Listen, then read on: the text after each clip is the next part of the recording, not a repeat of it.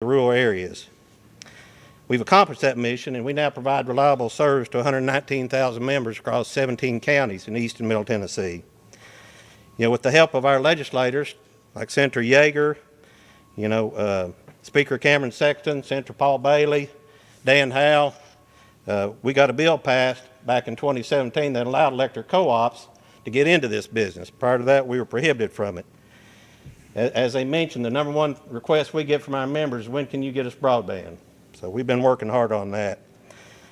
We started a pilot project back in 2018 and partnered with Twin Lakes Telephone Cooperative in a small area of Bradley County to start offering high-speed broadband service.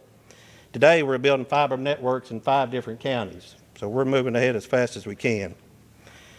At BEC, we see providing broadband to our members in rural areas, much like our original mission of providing electricity to the rural areas. Broadband is important to our members to be able to educate their children, work from home, and get needed health care services. This USDA Reconnect grant will enable BEC to build out a fiber system to most of the southern half of Meigs County.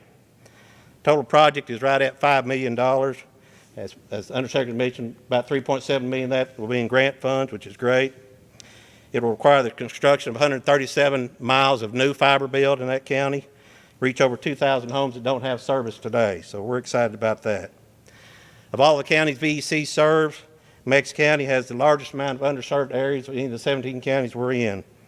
So this will be a huge boost for the county, especially in terms of education and economic development.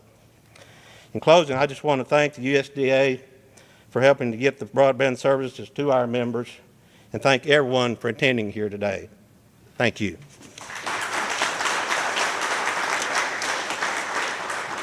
Thank you, Roddy. And next up is Lisa Cope from Ben Lomond, and Ben Lomond's been involved in this program for a long time. Come on up, Lisa, and tell us what this means to y'all. Thank you. Good afternoon, everybody. Just wanted to say how honored we are to be a recipient of this Reconnect Award and to have the opportunity to share this podium with all of these companies and the high caliber providers that they all are, and helping to meet the needs of the members and the customers in their area.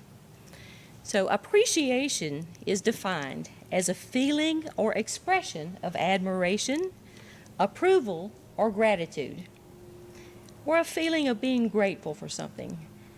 And that's just one of the words that I'd like to use to describe how we feel about this program and USDA. Ben Lomond Holdings would like to express our heartfelt appreciation to the many individuals that helped make our grant application possible. From Mayor Alan Foster right here in Cumberland County and the Cumberland County Commissioners, to the residents and businesses located in this grant area, we have been blessed by the tremendous outpouring of support, letters, and surveys. We also want to thank Congressman John Rose, State Senator Paul Bailey, and Tennessee House Speaker Cameron Sexton for their support of this project as well. All of this support continued and was occurring while Ben Lomond employees and retirees and board members continued their vision and their tireless efforts to deploy potentially life-changing high-speed broadband infrastructure to areas where residents wouldn't even dare to dream that it could reach them. And we thank you all. We thank you all. We want to also express our appreciation to USDA for the incredible vision and partnership they provide to companies just like us all over the country, all across the country. USDA Rural Development is committed to helping improve the economy and quality of life in rural America. And we all share a common mission. Not only do we want rural America to survive, we want it to thrive. That's why we do what we do. One household, one business, one educational, essential community, and healthcare facility at a time. Our deepest gratitude is extended to USDA. rural development, also for providing us with a truly great GFR in James Wilson and State Director Jim Tracy as well. Thanks to the incredible vision displayed by our President and Congress in creating funding for this Reconnect grant program. For Cumberland County, well over 150 new locations in part of the most rural areas of the county. It's going to cover over 25 square miles, and it'll now be receiving over 74 miles of fiber to the premises infrastructure, and will help move those hopes and dreams forward into planning, execution, and reality. Thank you very much.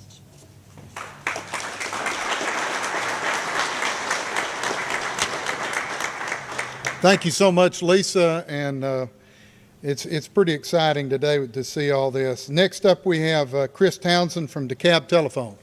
Come on up, Chris. Throw that mask away. Thank you, Jim. Thank you, Deputy Under Secretary Brand, and thank you, State Director Tracy, for the opportunity to attend today's announcements. My name is Chris Townsend. I do serve as the CEO of DTC Communications. We began in 1951 as a telephone cooperative, and as you know, serve folks with state-of-the-art services today across Middle Tennessee. I'm here today with several of my employees and board members, and collectively we want to thank each of you for the opportunity to be here. The work that we all do as rural providers is so vital to the health of the communities that we serve, and expands into the regions even around us. As more unserved and underserved local residents are connected to affordable world-class broadband services, our communities are provided opportunities that are inaccessible otherwise. Through partnerships like this, through USDA Reconnect, we get to connect people, and that is great news because never has the need for broadband connectivity been more important or more recognized than it is today. Just 1 year ago, none of us could have predicted a global pandemic or the disruption it would have caused all across this world. In our own communities, we saw its effects on businesses, schools, governments, and even our homes.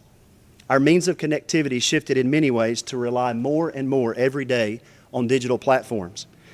I don't think any of us could have dreamed of conducting most of our business, educating our children, or even going to the doctor or church virtually, but most of us have done one or more of these in some form or another recently. And during these tough times, the human need for connectivity did not change. It just became more apparent. Still, many do not have access to the broadband that some of us do today. Clearly, broadband has proven critical in the areas that we serve. In our own communities, we've seen the broadband usage surge over 200% in the past year alone. Additionally, the use of broadband for educating our kids and entertaining our families increased dramatically, and all the while working from home became the most used application on our network just in the past 5 months. The need is real, and I'm thankful that we can be part of the solution. I'm proud to be part of DTC, a telecommunications cooperative built on serving people. We do everything that we do because people matter, and we don't plan to change that as we go forward. We're thankful to partner with USDA through the Rural Development Reconnect program to serve the unserved and underserved. Under our board's approval and their support, our employees are committed to getting folks served, and with this partnership, we'll get more people in Smith, Trousdale, and Wilson counties served more quickly. I'd like to thank Mayor Jeff Mason, who's here today from Smith County. We also want to thank the mayors from Wilson County and from Trousdale County who could not be here today. In addition, I do want to thank Congressman Rosen for all your help that you've provided to us. I also want to thank Senator Pody, who could not be here today, State Senator, and Representatives Weaver and Boyd, who also greatly supported everything that we've tried to do in these projects. So thank you to DTC's board for your commitment to serve others so well. Thank you to USDA and all that you do to help us serve the unserved and underserved in rural America. And we're ready to get people connected. So Jim, we're going to work. Thank you very much.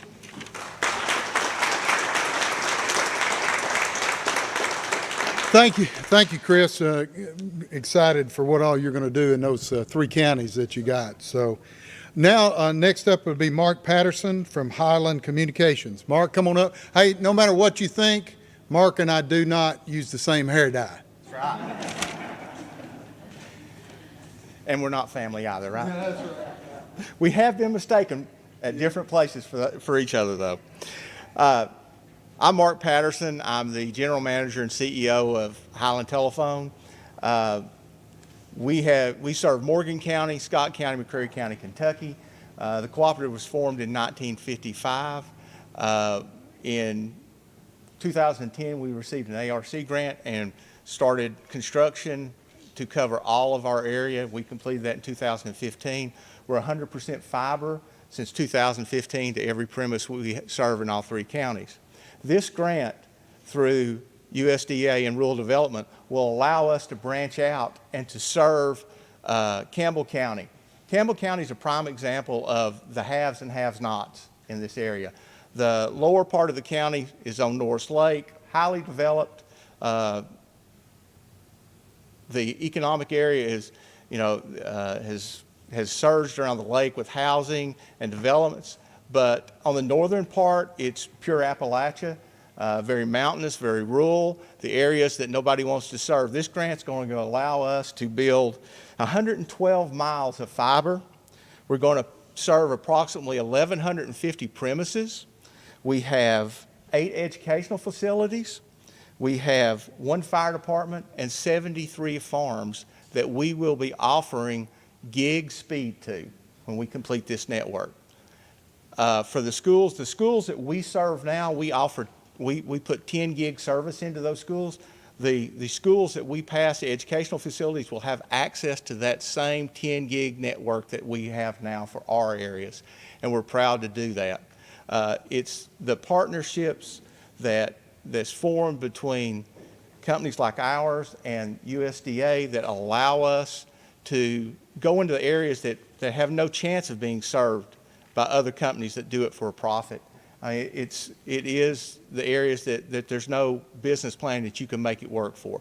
It's only money that comes through these grants that allow us to build that, and we want to say thank you for that. And the people that we'll serve, we've already talked to some of them, they're very excited.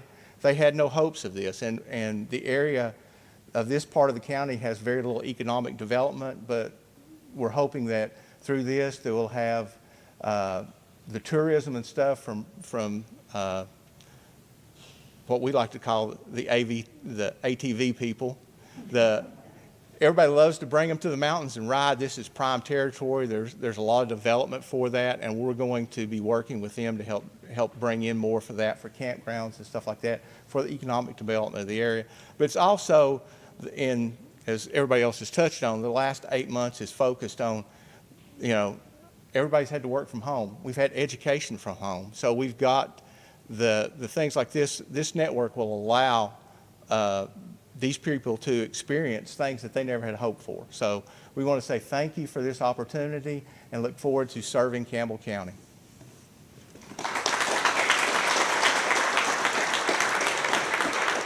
Thank you, Mark. Great to have you here today. Thanks for what you're doing up in your area. Next up, we have Lisa Wigginton from West Tennessee Telephone. She traveled further than anyone to be here, but we're glad to have you here, Lisa. Thank you.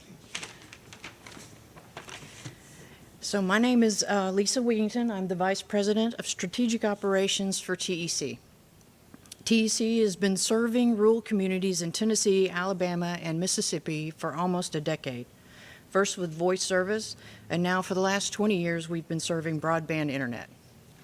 We'd like to thank USDA for this program and giving us the opportunity to serve communities like McLemoresville and Huntington and North Carroll County, because we know without this funding, it would not ever be economically feasible to build to those rural areas. I'd like to also thank Joseph Butler, the mayor of Carroll County, for his support in the application process, and to every community leader who wrote a letter of support, and to every resident and business who filled out a survey and then called me to make sure I got the survey, but then wanted me to tell me their personal story on why this was important for their family. So the project became a little personal. And so we're so thrilled to receive this grant from USDA of $2.7 million and tax cash match of $1.3 million, a total project investment of $4 million into the county. The McLemoresville and North Carroll County Community Broadband Project will cover 38 square miles of Carroll County in central Tennessee. We'll be able to build almost 100 miles of fiber to rural and underserved areas and make gigabit high-speed broadband available to over 600 locations, which translates into thousands, over 1,300 people, improving their quality of life through a more educational and virtual learning experience, telehealth options, work-from-home benefits, precision farming, and a myriad of streaming entertainment choices. One more step in closing the digital divide.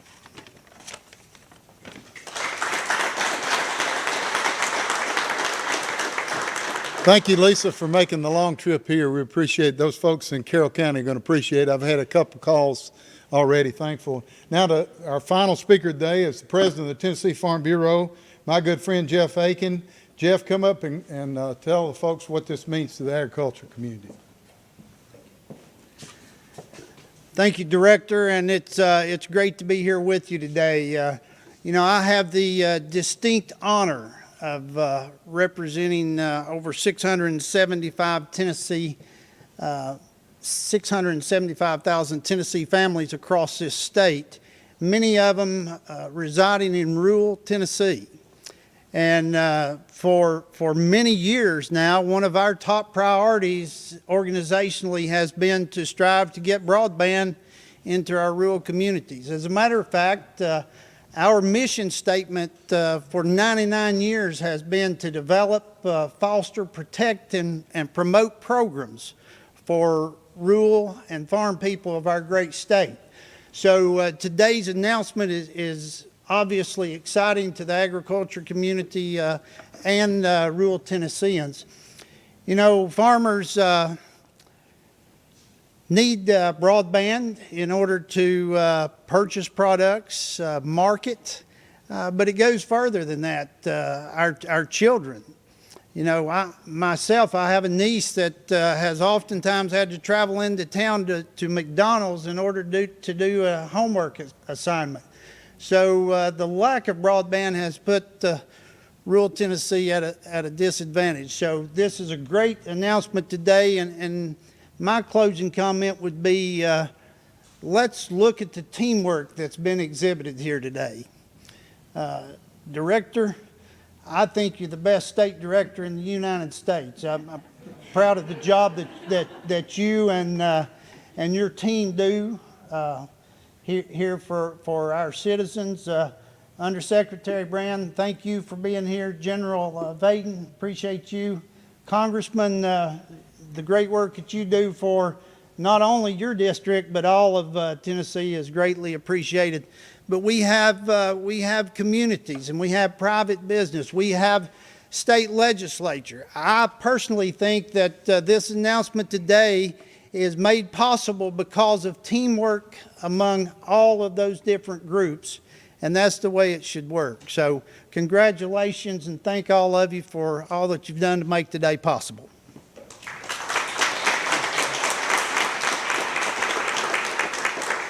Well, thank you so much, Jeff, for coming, taking time out of your day, and your leadership in the ag community at Tennessee Farm Bureau. Y'all been a leader for a long time. One thing he did say, yes, they've been a big, big promoter of broadband. I mean, from the time I took this job, I mean, Jeff's on the phone with me nearly once a week saying, when are you going to get broadband money out to the rural areas? And as everybody's talked about today with this pandemic that we've had, it's even made it more. So that really concludes our program today. I want to say one thing in closing. For all the companies that received the awards today, for all the elected officials and folks that are here that with USDA or the state of Tennessee or the counties, when you're supporting all of us working together, as Jeff said, we're helping the quality of life of Tennesseans in Tennessee. And when y'all go home today to your folks, I want you to know that you're helping the folks in your area's quality of life. And that's what it's all about. If we can improve the quality of life across the great state of Tennessee, it's going to make Tennessee a better place to live, grow, and work. So thank you. Have a great afternoon. Well, it's absolutely beautiful here. I've traveled through Tennessee several times. It's always really pretty, but this time of year is gorgeous, and the sun is out today. The temperature's perfect. Thank you for having me. Rural development focuses on rural communities. And we know that when the rural communities are prosperous, when they thrive, all of America thrives. And so the ability to communicate, the ability to educate your children if they're not able to go in the classrooms, you can only do it through high-speed internet. The ability for farmers to use precision agriculture, to be more efficient and effective with their expenses, fertilizer, application of different products, with the ability to market their product across the country, across the world even. Then also telemedicine. I've just been to a recent example of where telemedicine is truly changing the healthcare system in rural America, and people are able to get all the health care they need as if they were right next door to a hospital. With a touch of a button, a video screen comes up and the local doctor has access to the same information that someone in an urban area would have. That's what rural communities need, and with this grant and the work that you all are doing, we're going to see it be here. Won't be long before they will actually be able to have that fiber installed, and they will start benefiting immediately. As soon as they're connected, it will change their lives. It's a gift, but it's a gift from Congress that we were able to deliver, but truly the partnership. We could not do it if we didn't have our team here in Tennessee, in rural Tennessee, operating. They're everyone's neighbors in rural communities. So they help us identify, and then of course the state, the local community identifies what their needs are and sets that as a priority, working with their state and local elected representatives, and then working with the national. It's a great partnership all the way around, and we couldn't do it without everyone playing their part in that partnership.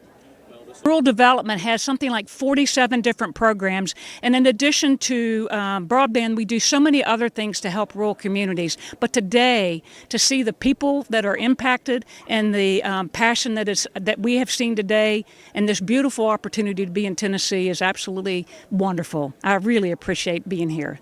A very exciting day.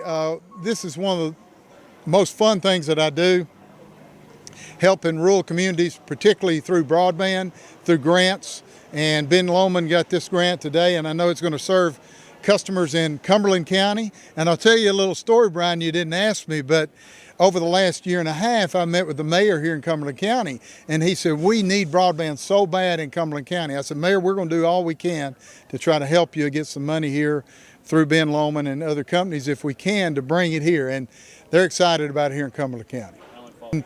You're helping the quality of life for citizens in Tennessee.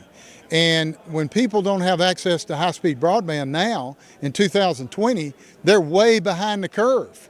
And particularly during this COVID-19 pandemic, where school was out, you had to have school through broadband, virtual. You have to have high-speed broadband to be able to do it. So this is just a tremendous opportunity to help the quality of life. As I pointed out in my final comments to all the companies, you're improving the quality of life of the folks in your district, in your area, and in turn, you're helping the quality of life of Tennesseans statewide. And when you do that, that's what we're here on this earth to do, to help people. They just tell me how important it is to have high-speed broadband now. Because, you know, we were so cooped up in our houses for a while. Kids are at home from school. They just need high-speed broadband to do all kind of things, and people are wanting to move outside the cities now, the rural areas, and they can work from home, but you got to have high-speed broadband to do that. So it makes it even 10 times more important than it was a year ago, maybe 20 times. And with what y'all do at Ben Lomond, you're a very important cog in that wheel, no question about it. This was a team effort from USDA Rural Development with the federal government, with the state government, whether it be with the governor's office or economic community development, where they're putting out money, with congressional folks where they appropriated money, and the U.S. senators. So it's a team approach all the way across the board to do this. I'm just excited to be a part of it. Just want to say something about Ben Lomond. Y'all do a great job, have been doing a great job for a long time in the Middle Tennessee area. It's great to work with y'all. Y'all are easy to work with. When we're working with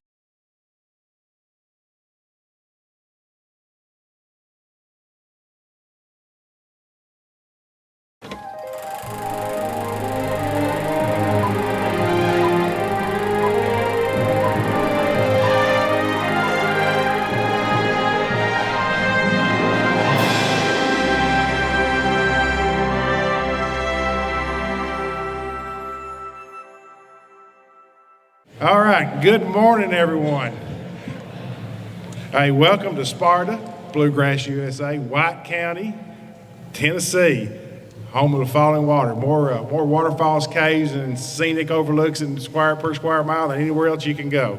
Hey, and we're glad to have you here. On behalf of the Herman Company, its leadership and staff, I want to thank you for coming out. This is such a great day for us. And I'm going to get off my speech just for a minute. This is a great day, but it's almost kind of sad. I told the people that was here last night, this is almost like having a child that you've raised, and they're about to graduate in their college or high school and take off on their own, and you're kind of like, it's kind of almost like an empty nest type syndrome. So I have mixed emotions about this. I've been involved in this from day one, and now I just got to let them fly. But anyway, this is a great day, and I'm glad you're here to help us celebrate. We're here in this beautiful building. The state-of-the-art manufacturing that's going to be going on here. And it's also the largest capital investment ever, even adjusted for inflation, in the history of White County.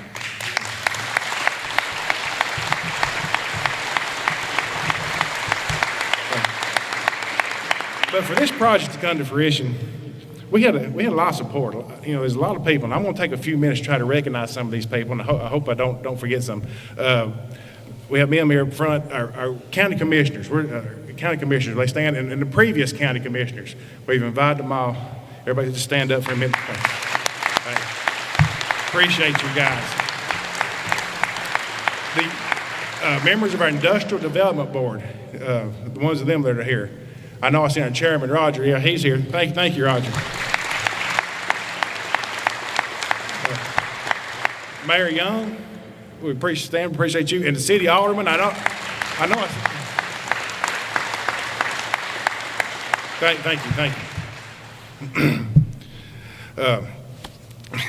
you. It's easy to say, invest in your community, invest in yourself. Everybody knows that you've got to invest in yourself to do better. But that's a lot easier said than done. And I want to thank these local leaders that we have that's made that hard decision, has allocated that money to put in infrastructure in places where people thought, why are you doing this? Why are you taking our tax money and doing this? Because without that vision, without that leadership, where we're at today would not be here. So I appreciate the local leadership we have.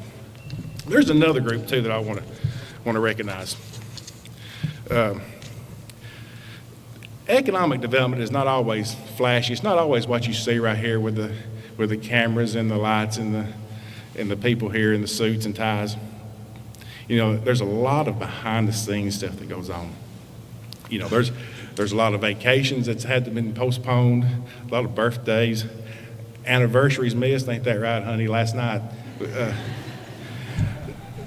But there's sewer work to get done. Let me tell you something.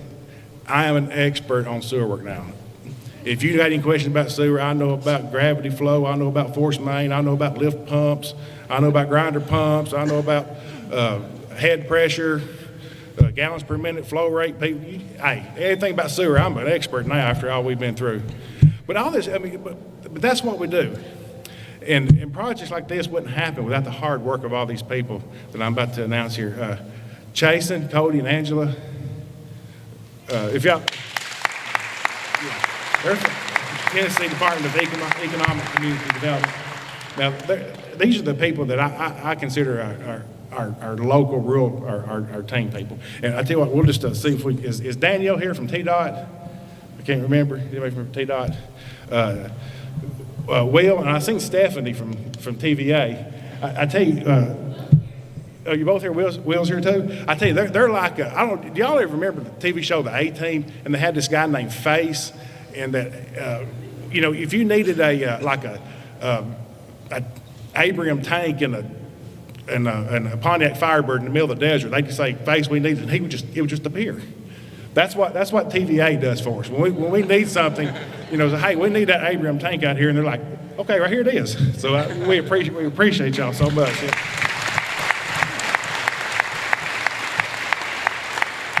Yeah. Bob Bibb and Dr. Kendrick Curtis from MTIDA, Middle Tennessee Industrial Development Authority. listen, y'all guys are great. I got to tell you just another little quick story about Dr. Kendrick. I guess I'm kind of almost like the alpha male type. I like to drive. So we had this project started, and we had some side-by-sides out here so that everybody could come, ride around. So Cameron, I guess he likes to drive too, so he jumps in the driver's seat, and I'm like, So I start riding back to the next, and Kendrick grabs me by the collar and says, "Where are you going?" I said, "I'm going to drive." He said, "No, you're going to ride right now." He said, you can drive later. So thank you, Kendrick, for grabbing me by the shoulder and helping me through this. Yeah. Let's see. Who else we got here? I know I'm going to forget. The Chamber of Commerce. I seen Marvin here a minute ago. The Chamber of Commerce, the Highlands Economic Partnership. I just pick up the phone. That's all I got to do, and they're there for whatever we need. The Upper Cumberland Development District, in particular, Rebecca, Megan, and Tommy, I appreciate you. Couldn't do it without you.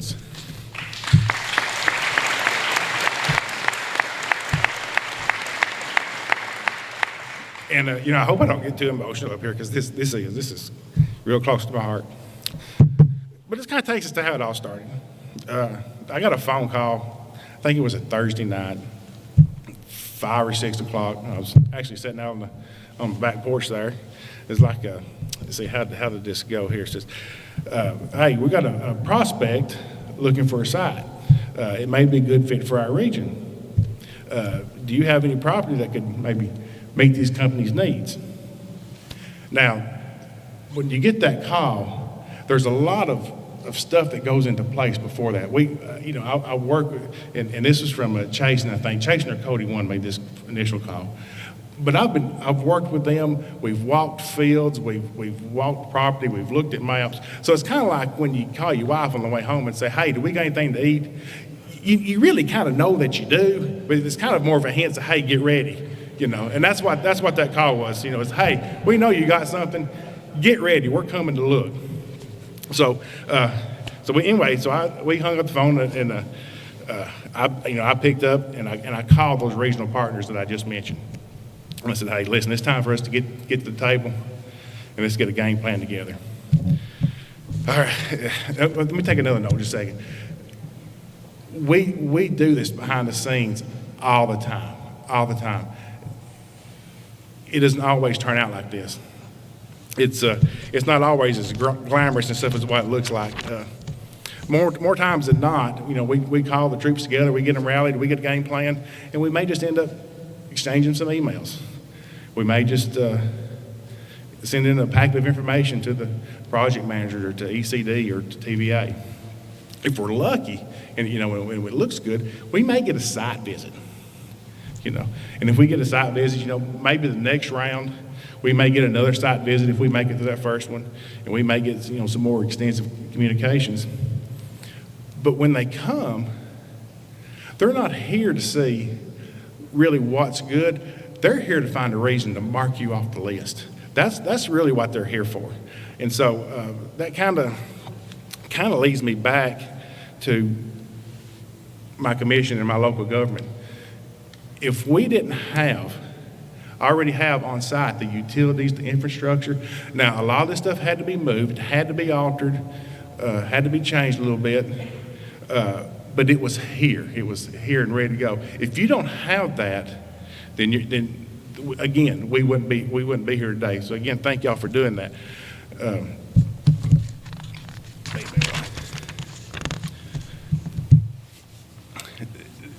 Not only is our local partners, our local government stuff is good, but there's more than to the team than just what you see. You've got O'Connor Water Utility District. You've got Ben Lohman, who's here filming today for us. You've got Caney Fork Electric, Middle Tennessee Natural Gas. I think Charter Spectrum did a lot of work out here. And this stuff is not easy. Their participation is priceless. You start relocating lines. You start relocating sewers. You start there's stuff you got to figure out, who goes first, who moves what first, what's going to interfere with the other one. So there's a lot that goes into this, but we couldn't have done it without those people either. And I appreciate them. And, I was sitting here thinking when I was making the remarks, I can't remember if I invited them. I hope I did. I hope there's somebody here from our utilities, because they are a big part of what we do. Listen, I know I've mentioned a lot of names this morning, and honestly, it takes all these people. It takes this big group to do this, but there's another little small group I want to thank is my family.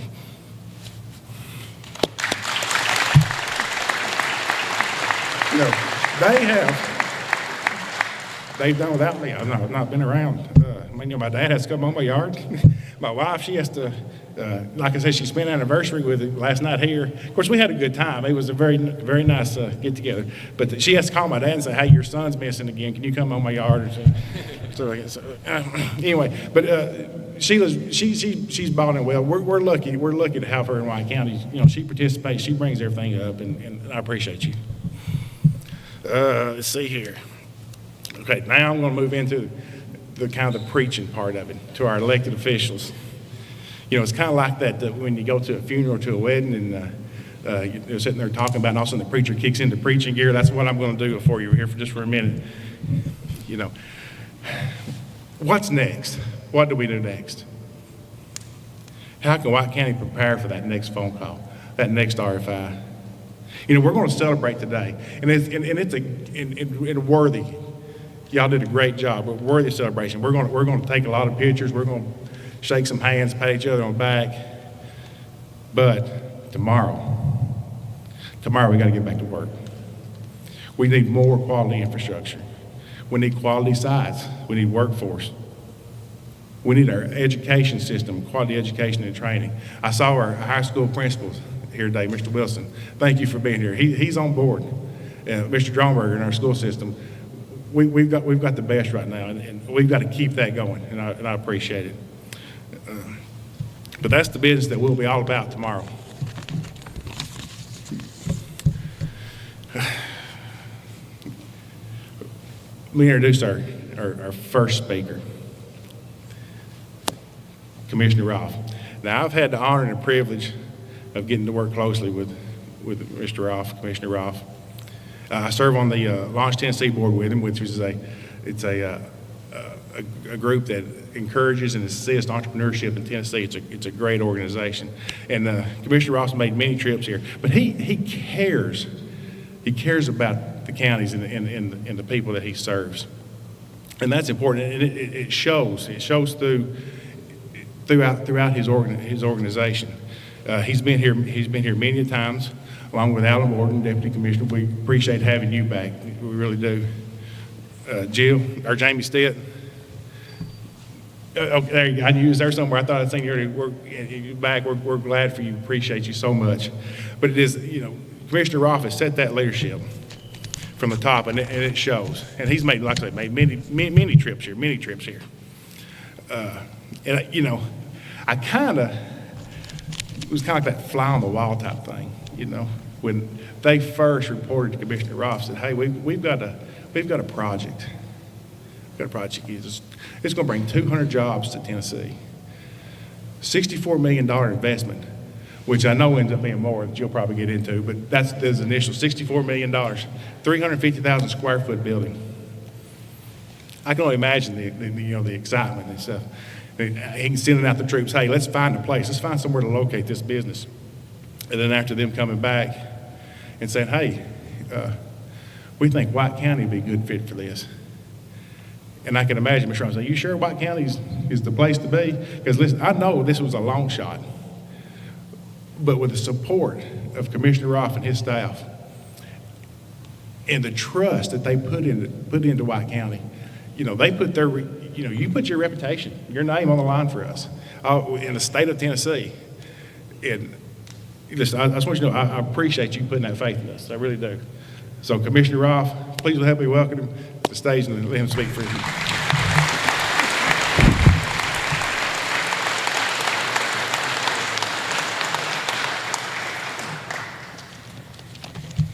Mayor Robinson, thank you.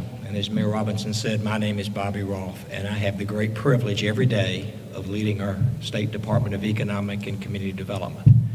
And yes, our job every day is to bring jobs to Tennessee, but the other part of those responsibilities are to make sure that the communities that are in the rural parts of our state, 80 different counties, also prosper, just like some of our larger communities in our urban areas.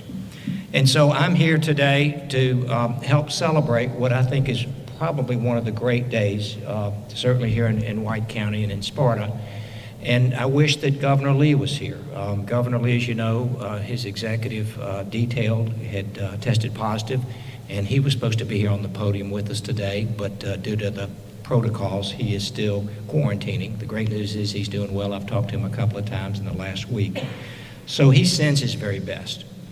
And then just a little bit about what we tried to do here that I wish he was here because we could go down the report card. And every time we win a project, we always look and see what we did right. And then for those projects that don't come our way, we look to see what we can do better. And so today, I believe this may have been the perfect trade. And I share that with you because the General Assembly, so Representative Cheryl, thank you very much. And is Senator Bailey here? And if he's not here, he is part of the General Assembly that represents this area. Now you're going to say, why is that important? It's very important to us because the General Assembly funds our budget every year. We would not have the tools, the recruiting tools, the incentive tools to bring great companies like Herman to this community. And as part of that conversation, we also have foreign direct investment offices, 3 in in Asia. So we have believe it or not, ECD has an office in China, South Korea, in Japan. And then in Europe, we have representatives across, I believe, Alan, another 7 or 8 great countries, specifically in Germany. And that's where this project began. An ECD professional in-country in Germany, Stefan Baer, who has been with ECD for many years, identified this project. And that's their job. That's not inexpensive, but the ROI on this project is why we're here today, because that is the group out of our country that sells Tennessee across the globe. And when we think about FDI and foreign direct investments, that's very important to our economy. About 140,000 Tennesseans wake up every day and work for foreign direct investment companies. Very important. And then when you think about Germany, the trading partnership with Germany, the second largest behind Japan, 130 German companies call Tennessee home.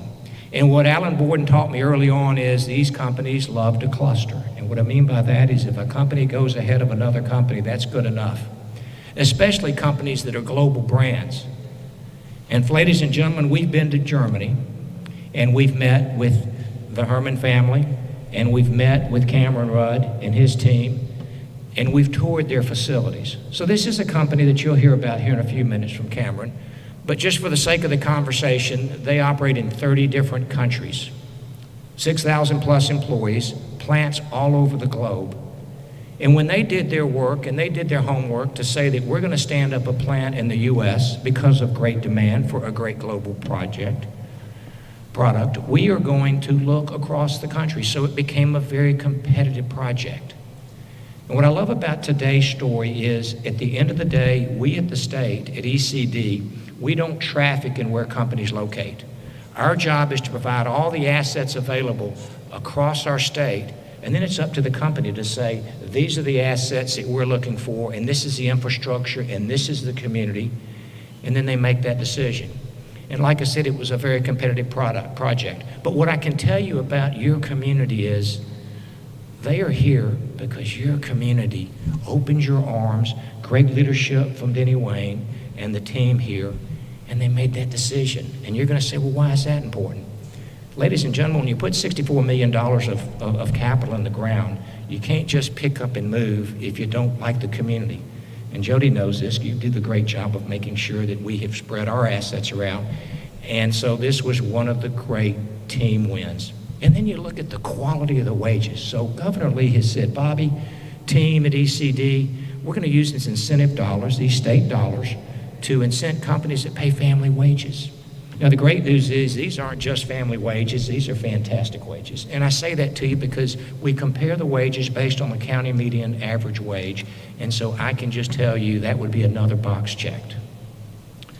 So, ladies and gentlemen, in closing, thank you all for helping us make this project be successful.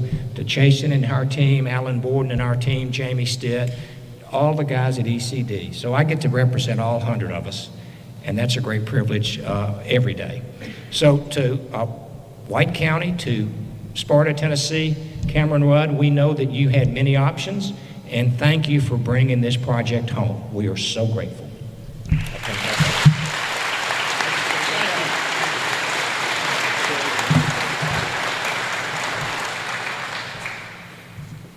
Thank you, Commissioner.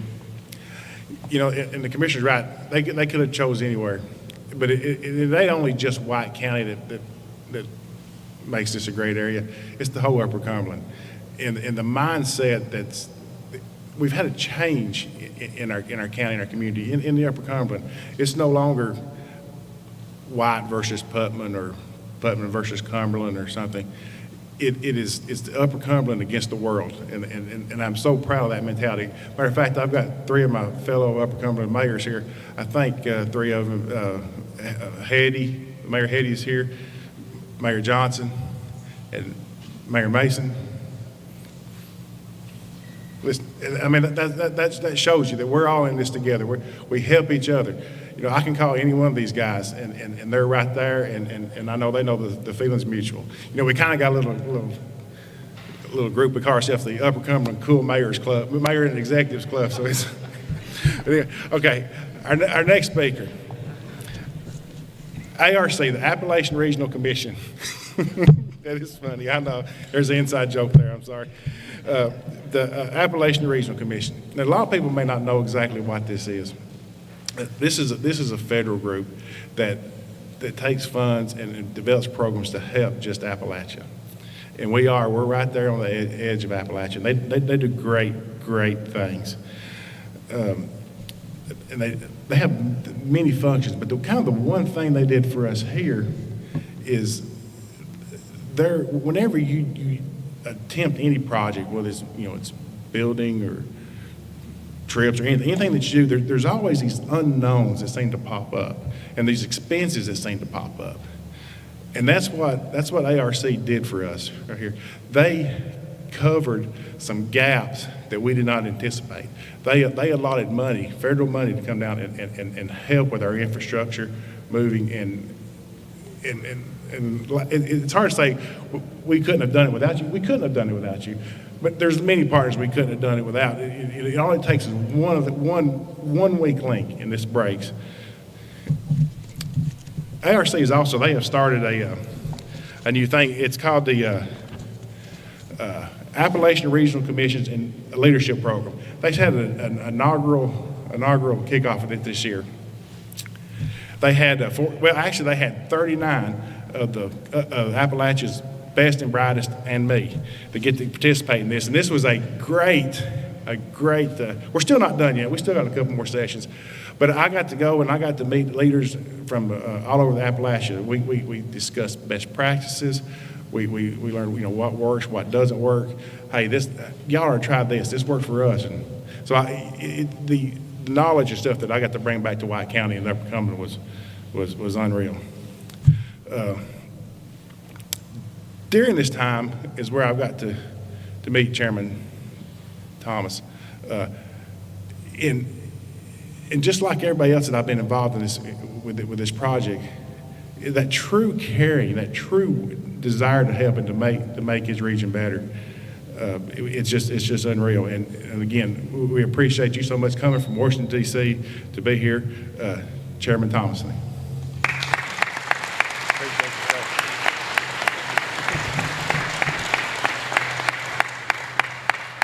Thank you, Mayor, and thank you so much for those kind remarks.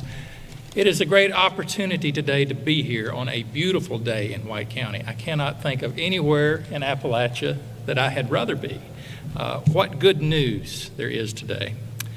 We're here today to celebrate the creation of several hundred jobs eventually for the people of this county. And these are going to be good jobs that support Tennessee families. And I'm proud that ARC could play a role in bringing about the construction of this facility. That is what we are created to do. We date back to 1965, and Congress gave us the mission of helping bring the Appalachian region of the United States into what they call socioeconomic parity or equivalency with the rest of the country. And this type of project, this type of investment goes a long way toward helping us meet our goal. Now, ARC is a partnership. We're talking a lot about partnerships today. We were founded as a partnership between the federal government and the 13 states that touch upon Appalachia. We are a commission. The members of that commission are a federal co-chair appointed by the president, and then the 13 governors of those states. And we work in partnership together, and we bipartisan at any given time. Any number of those governors is going to be Democrat, any number is going to be Republican. But we put together the differences we put aside, and we work on the things that we agree on. And making the lives of the people of Appalachia better is something that we do all agree on. We have someone here that I do want to recognize, and that's Congressman John Rose, right here on the front row.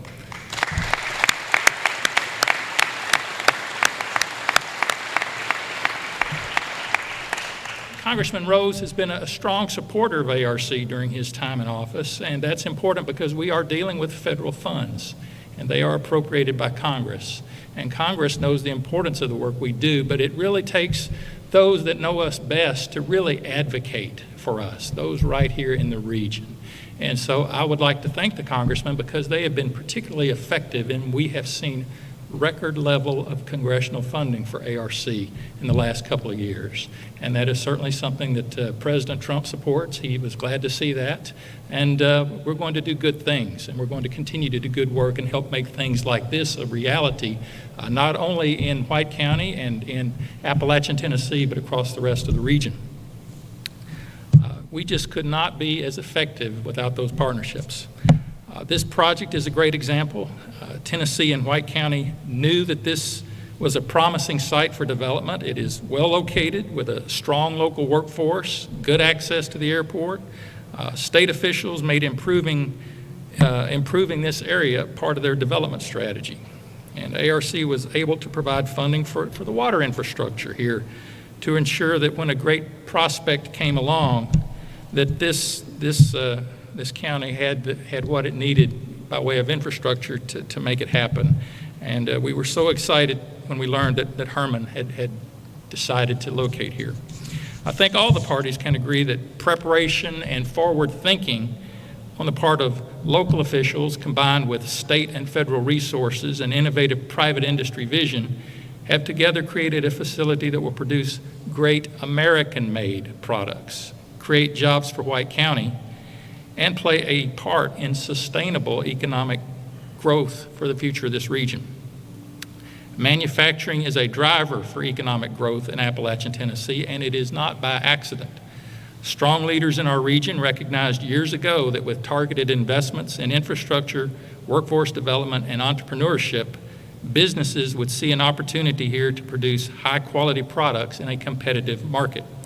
Leaders like Senator Lamar Alexander and others ensured that ARC has designated funding specifically for industrial site and workforce development to be used just for projects like this.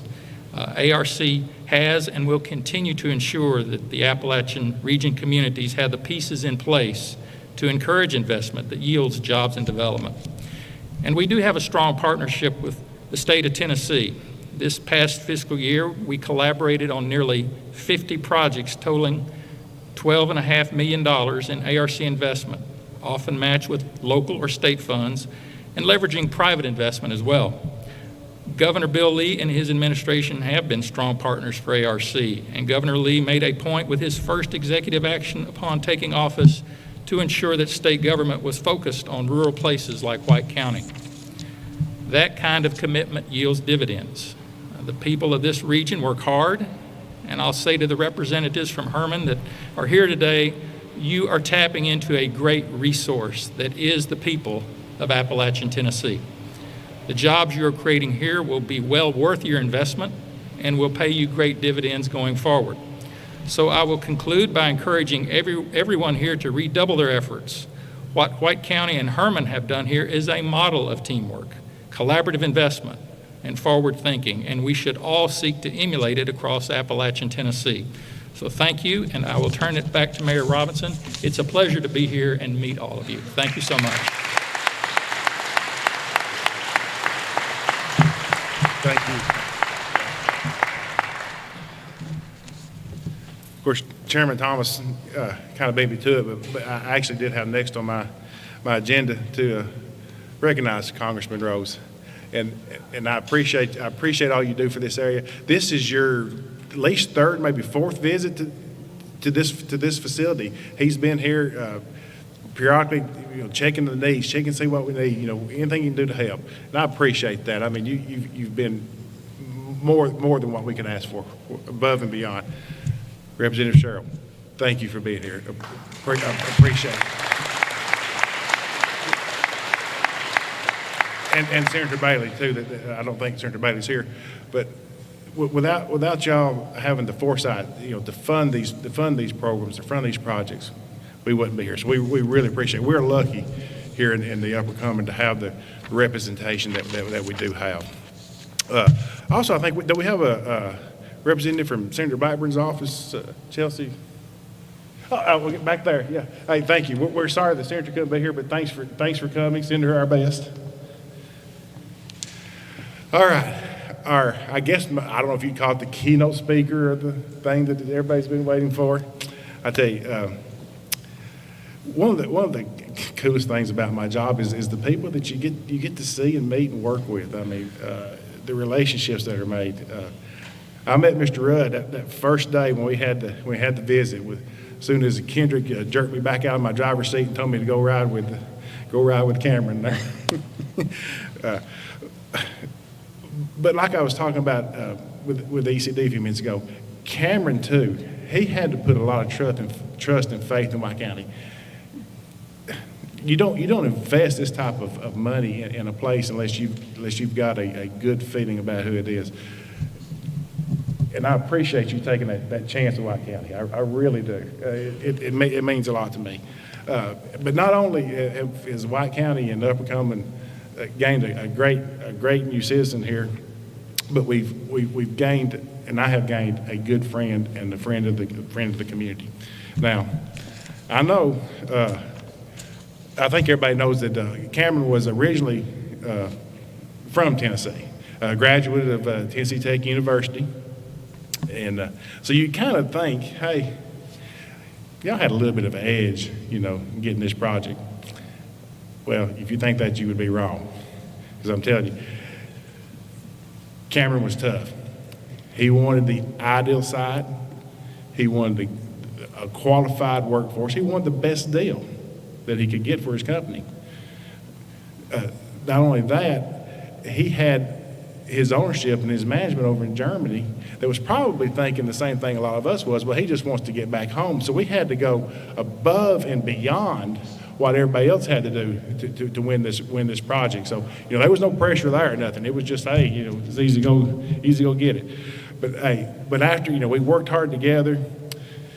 We, there's a lot of physically a lot of bumps in the road that we leveled out and had to work through. But not only is Cameron just a great person, he's a great friend, been a great friend to my family.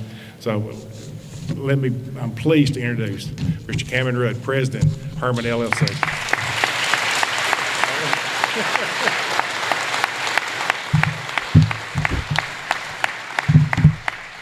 Wow. Thank you for the introduction. As I was putting together my notes, I wanted to go back through some of my previous remarks. I don't want to repeat myself, obviously. And the date on one of those was from the announcement, and it was October 5th, 2017. Wow. Over 3 years ago. 3 years ago. And of course, we had been working together for months before that. So, that's a long road. That was a long road. And it feels like, it feels like 10 years, and I think 9 of them was in 2020 or 2020. So,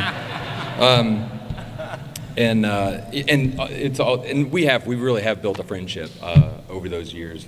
Denny Wayne is incredible. What he does in this community just blows me away. I mean, this guy is crazy. And I had to laugh because he's talking about the sewer infrastructure and all of that stuff, and I thought to myself, and I've told you this before, I said, you didn't need to tell everybody how much you knew about the sewer. You're in politics. So,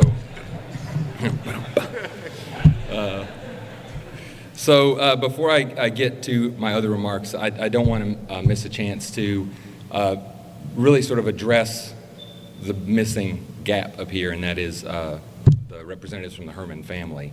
The Herman family made an enormous investment here.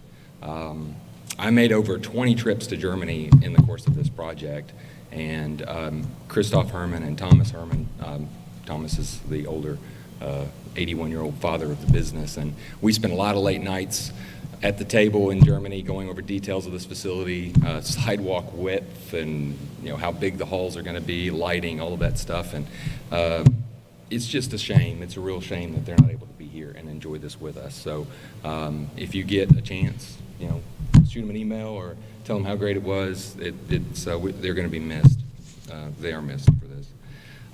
So I want to say this. There's an organization out there called the Business Roundtable. It's an association of presidents and CEOs, really some of the biggest companies in America, Amazon, ExxonMobil, all of these companies.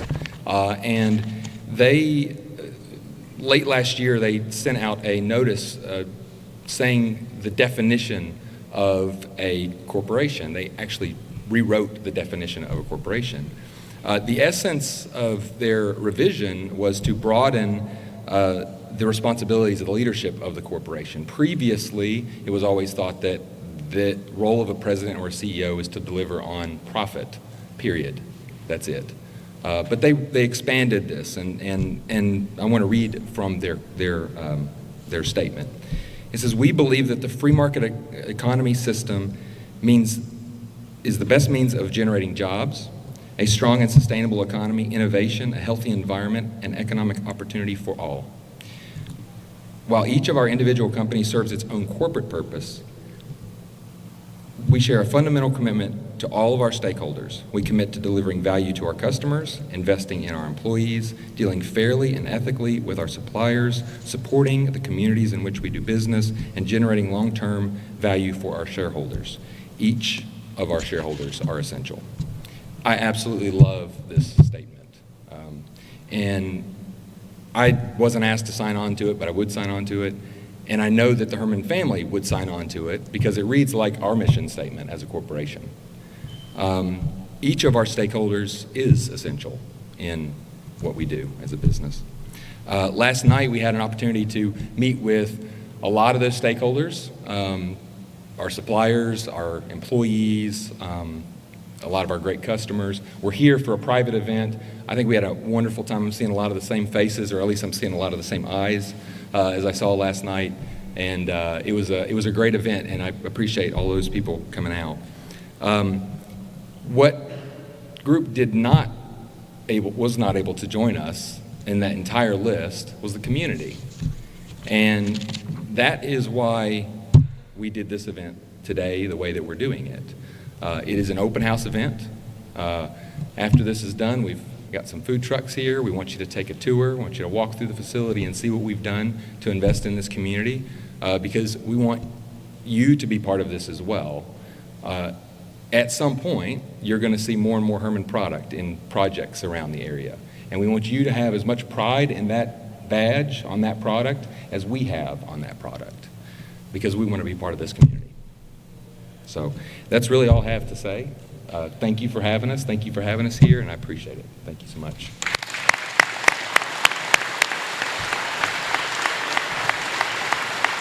I'm actually supposed to introduce the next speaker, so. I started to say I was going to take over. But you're going to take over? No. It's supposed to be better coordinated. So I am going to turn it over to Mr. Brett Edwards from T.W. Frierson. He said he's got something to say. So. Yes. You want me to stay here? You want me to go away? You can stand right there. Thank you. Thank you, Cameron, and for this opportunity to say a few things. I'm very pleased to announce that this project, Herman, is an award winner. And this award is the 2020 Greater Tennessee Associated Builders and Contractors Excellence in Construction Award. This is a great accomplishment.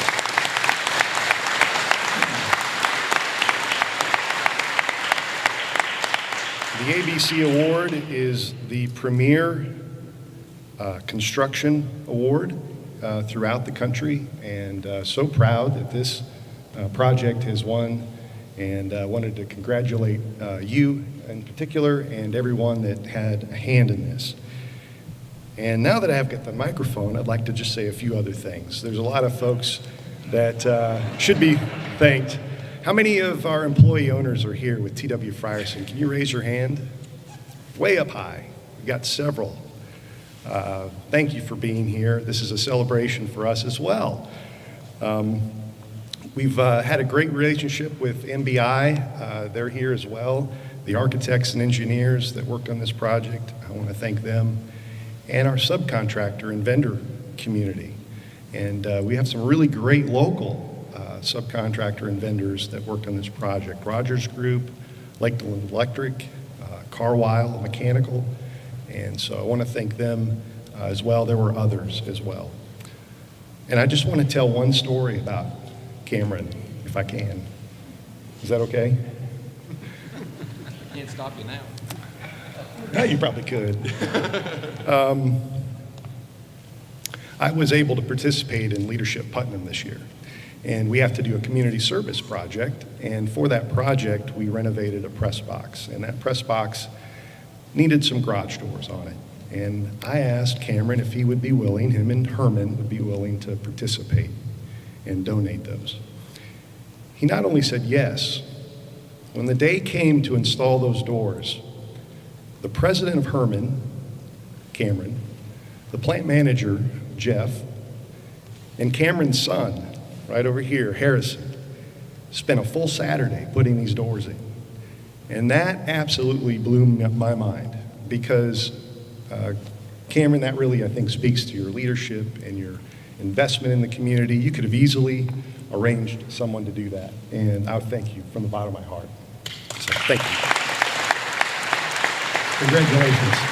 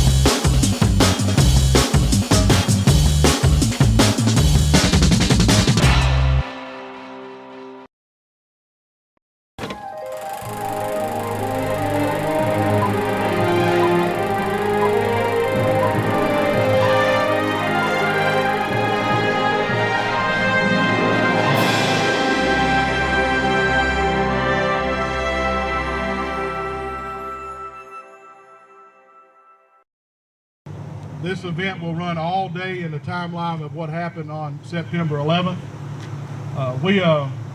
Joey and I got together and decided that for some reason, our country has forgot what happened 19 years ago. Although we always said we'd never forget, it seems like some have forgotten, and the country is divided more than it ever has been. And we thought it was time to try to bring us back together. So all day today, we will be thankful and remembering those that lost their lives and those that continue to do so, because if you don't know the Tunnel to Towers, Joey will talk about it in just a little bit and let you know that there are still people who are still dying as a result of what they did when they went in to try to rescue people on 9/11. So we just didn't want to forget them.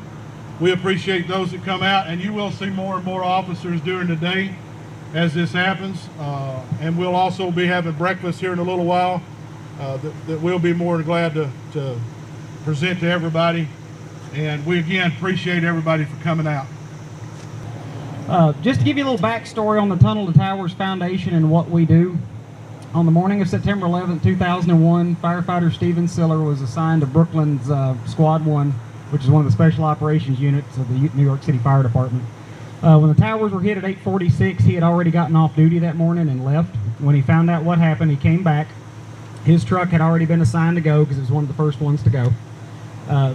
He grabbed his gear, put it into his personal vehicle, about to trip, put it into his personal vehicle, went as far as he could, which was the Brooklyn end of the Battery Tunnel. He couldn't go any further because the tunnel was shut down and it was crowded, obviously. So he took his gear, it's about 60 pounds worth when all of it's on, strapped it to his back, and ran the rest of the way on foot. The route that he ran was roughly 3.5 miles, so that's the name of our foundation, is the Tunnel to Towers Foundation, because he ran from the tunnel to get to the towers. He found the rest of his company. They all went in that day and they all died. So this foundation was started in honor of his sacrifice that day and in preservation of the people that are continuing to sacrifice for this country. So what we do is, in his memory and in memory of all the 60 police officers and 343 firefighters that were killed that day, we provide homes for people that sacrifice for our country. So one of the things that we do is we build custom-built smart homes for injured veterans. So if they're catastrophically injured overseas, amputees, things like that, we provide custom-built homes for them totally free of charge. And we also provide homes for the families of surviving members of the military, firefighters, and police officers who are killed in the line of duty. So 93 cents of every dollar raised goes directly to that mission. The overwhelming majority of our foundation is volunteers. So myself, Bill, everybody you see here is a volunteer. Even our CEO is a volunteer. So we're really excited to be able to provide that for people. And just in the last year, to let you know where your money goes, just in the last year, there have been 3 homes provided in our immediate area. There was a home for a gentleman who was killed in Afghanistan in Smithville. We provided a house for his family. We also provided a home for the families of 2 police officers from our area that were killed in the line of duty, Officer Spencer Bristol of the Hendersonville Police Department and Officer Billy Clardy of the Huntsville Police Department. So that's what we do. We've been in Middle Tennessee for about 2 years now, and I'm just incredibly proud of the way that the community is embracing this. So thank all of you for coming out and for being a part. Visit our website at tunnel2towers.org. So it's the word tunnel, the number 2, and the word towers.org. It discusses some of the things that we do and some of our initiatives, how we raise money. So we invite you to be a part of this. And again, thank you for coming out.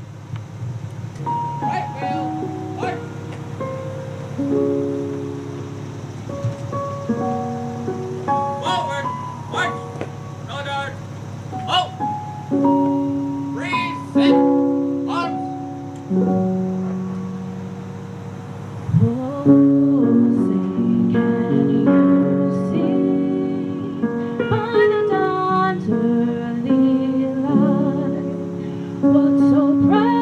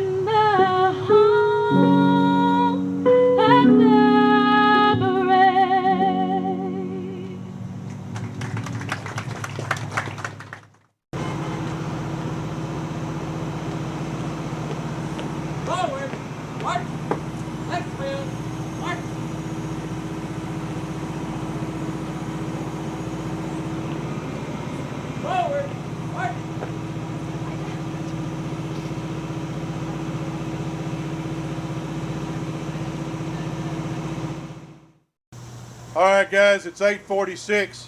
The first plane has hit the towers. Please go ahead and turn your sirens and lights on.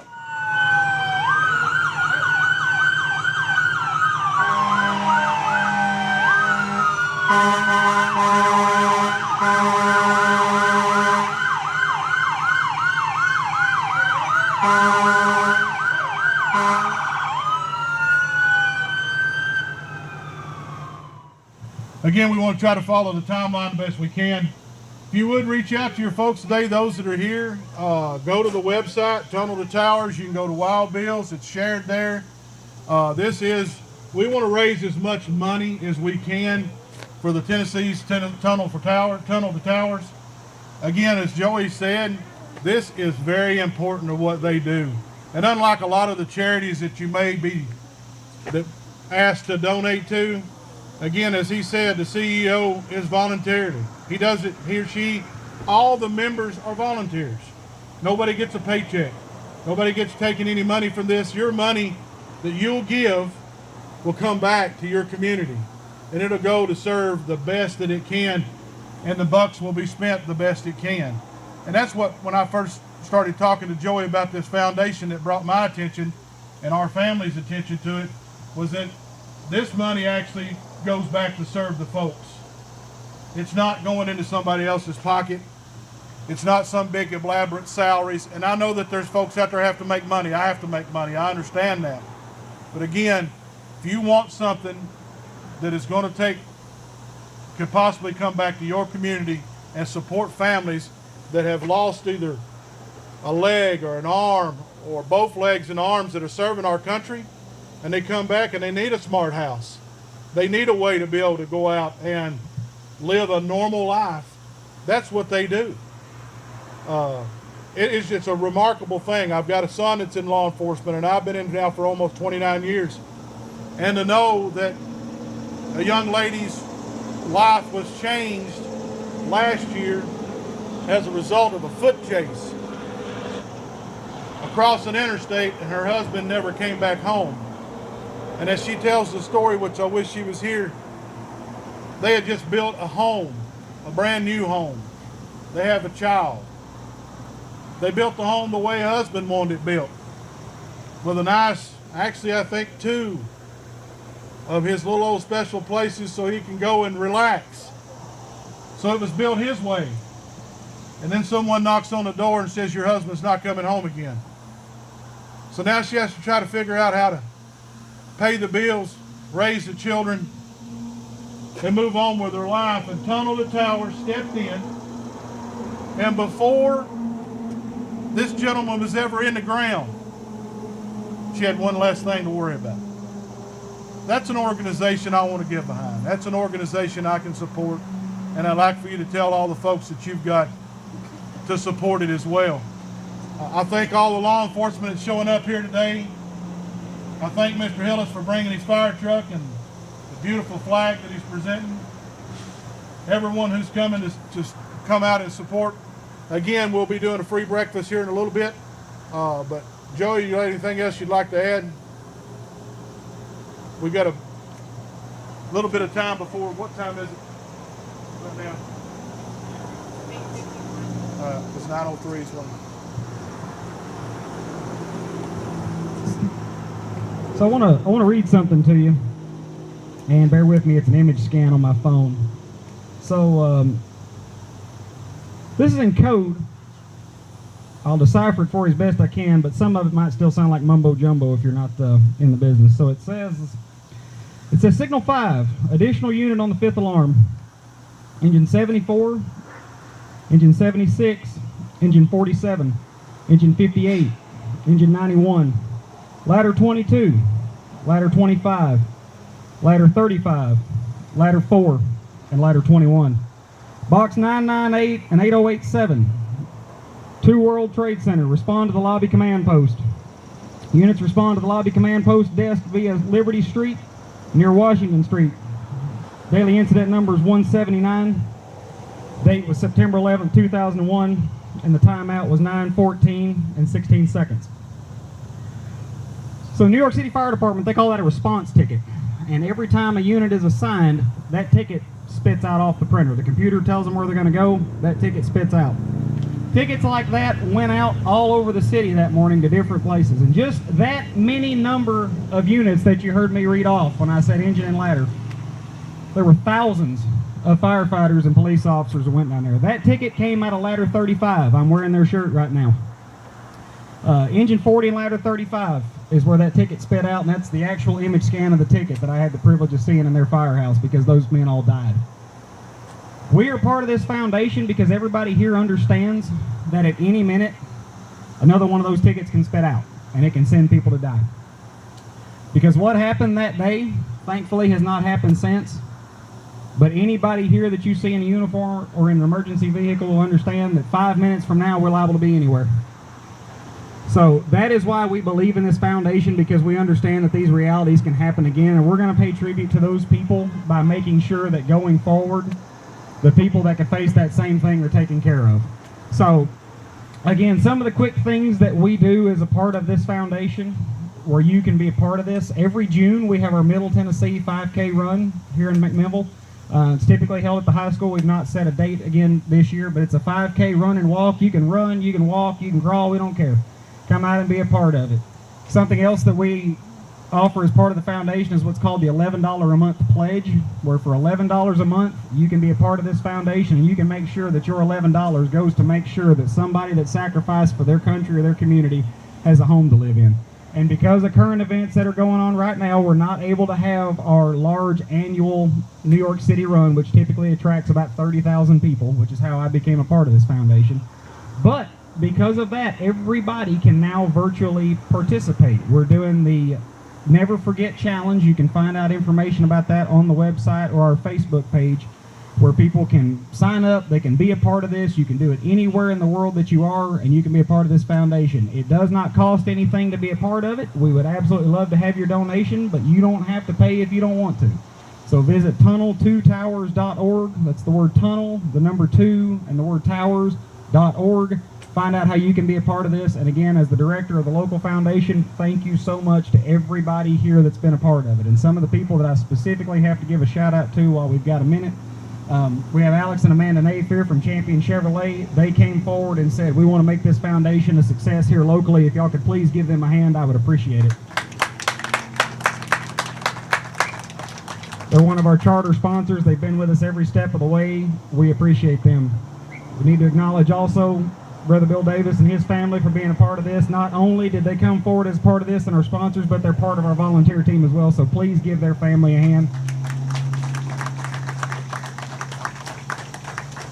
Some other people that we specifically have to mention, because again, without them, we would not be here locally. Dr. Jeff Peterson at Pinnacle Orthopedics couldn't be here today. Dr. Dawn Marie Riley at Namaste OBGYN also could not be here today. But they support this foundation year-round, and again, without them, we absolutely would not have a Tunnel to Towers Middle Tennessee. So for all of our sponsors that could not be here today, if y'all would also give them a hand, I would appreciate it.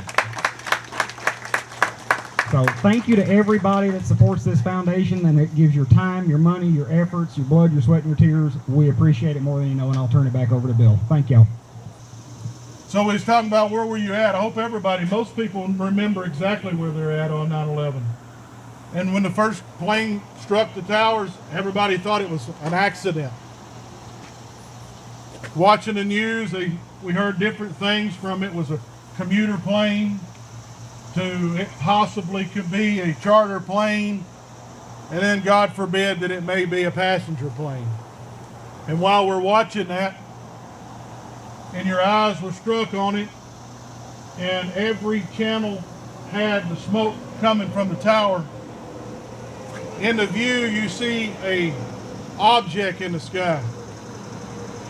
No one could believe what was about to happen. How many were actually watching the TV that day? So in that picture, in a live televised showing, you see a plane make a hard bank,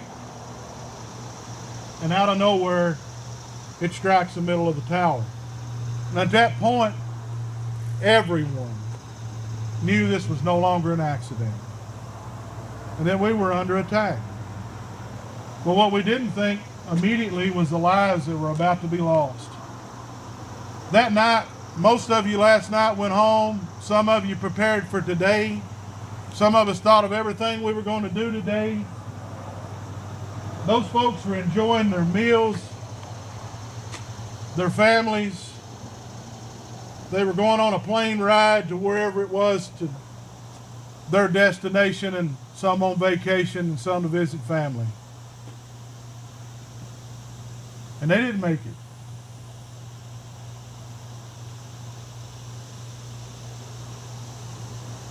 And that's sad.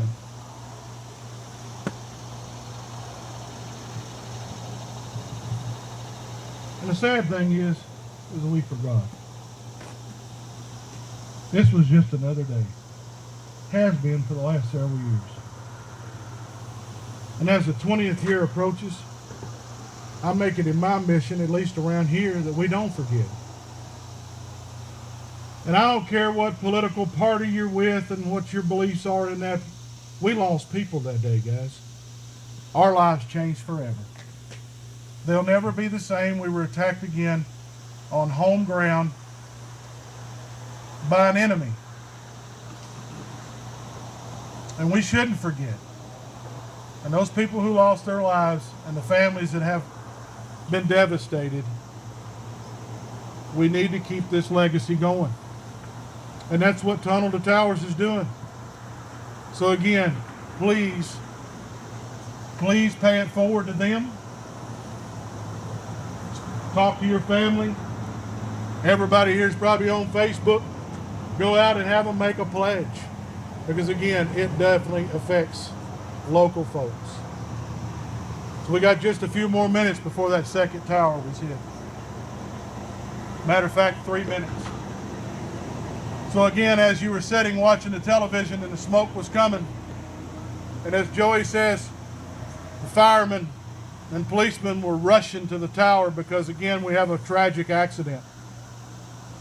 No one knew what was about to happen except for the folks that was on the flight that had been hijacked. Because I don't know if you've seen the movie or actually the depiction of what goes on, but there's folks on the plane calling family, telling them they love them because they've been hijacked and they don't think they're going to make it. They had no idea they were fixing to strike one of the towers in the heart of New York. So here in just a few minutes, we'll pay tribute to that one. In a moment of silence, and the officers and the firemen will light it up again with lights and siren for 30 seconds, and then we'll have another moment of silence, guys. I'll tell you in just a minute.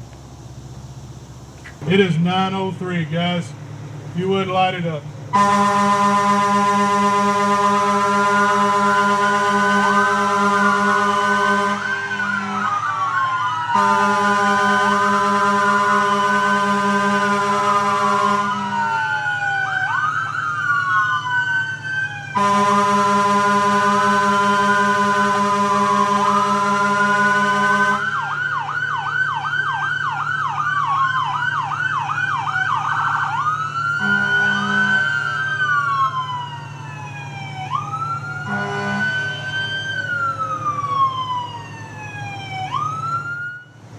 All right, guys. The next on the agenda is the meet and greet, and we've got some biscuits and gravy, and I'm not sure exactly what they've cooked in here because I've been out here this morning. But we got that. We got coffee. We got water. I know we got social distancing going on, guys. So do the best we can at it. If you are comfortable wearing a mask and that's what you want to do, by all means do that. Don't feel like you can't. We'd like for everybody to meet your local police officers and firemen and get to know them. Spend a little time. There's water right up here. So over the next little bit, just mingle around and get to know each other, and welcome to have some breakfast. All right, guys, it is 9:37. The Pentagon was just hit. You wouldn't light it up.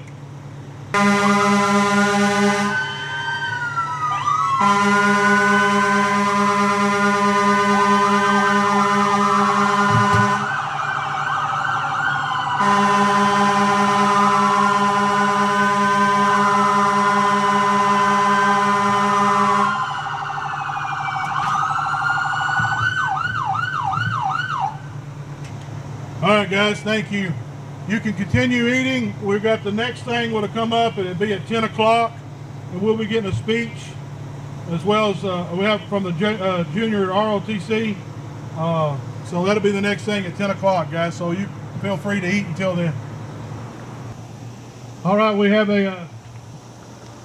we got 1 minute, I think. What time is it? Okay, we got 1 minute. We're going to have a speech. Olivia has written this speech. I think she did it yesterday at the high school. Is that correct? 2 days ago. She also says she's put some extras in here just for us. So I'm going to turn this time over to her. Olivia is going to give our speech. Thank you, Olivia. Thank you.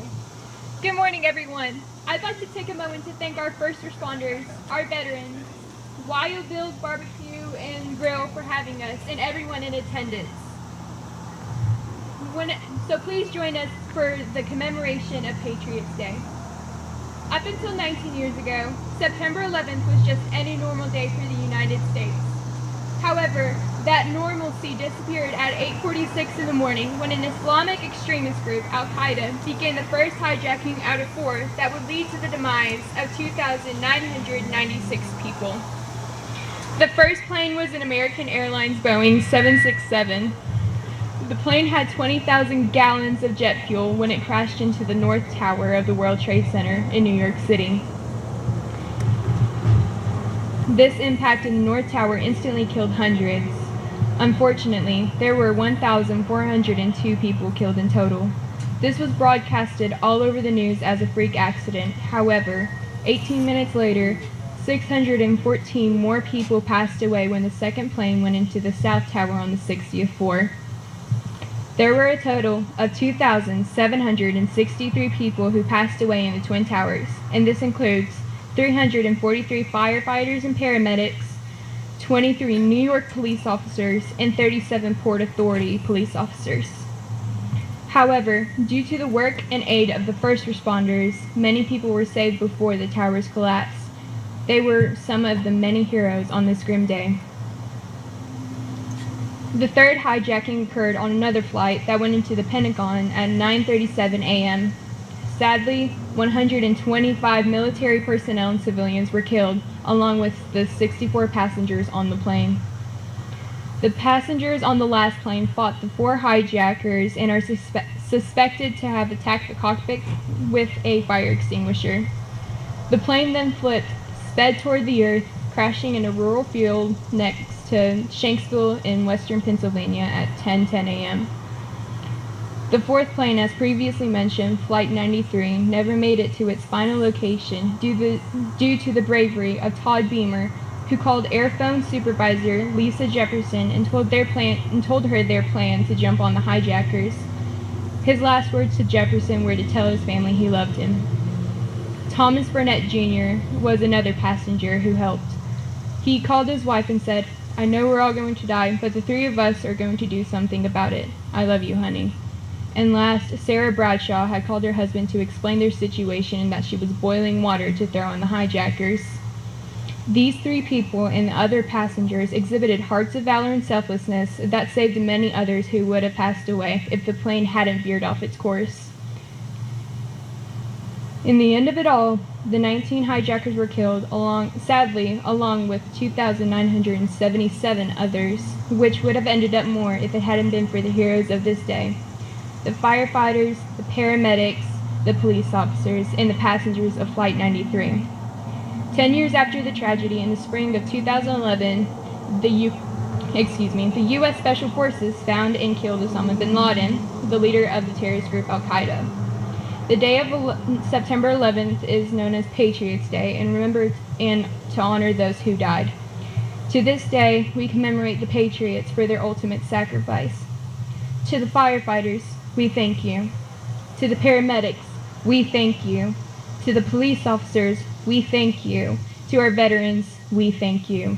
Now please join me in honoring the last ball in a moment of silence afterward.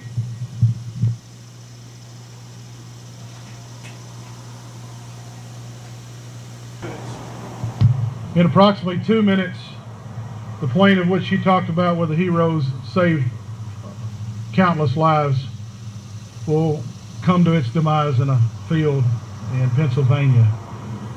those were heroes, guys. We talked about it with the sheriff just a few minutes ago at the table where I was sitting. I don't know whether you understand what it had to be going through somebody's mind like that, but to know they were going to do something that they definitely were going to die. And they did it selflessly. They did it knowing they were going to die, but they knew they were going to save hundreds, if not thousands, of lives. And I don't know that all of us have that ability to do that. It's easy to say. But what they did, we don't know. I don't know that we know the potential target. I think they assumed. But what they did saved hundreds, if not thousands, of lives, and probably one of the biggest sacrifices you can make. It's the ultimate sacrifice, and they died doing what they did, and they're heroes. So here in just a minute, we're going to take a moment of silence for them. We got 1 minute.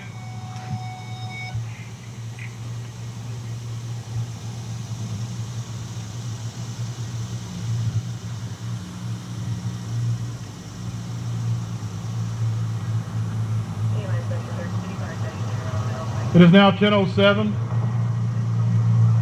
The plane has been confirmed to crash into the field. There are no survivors.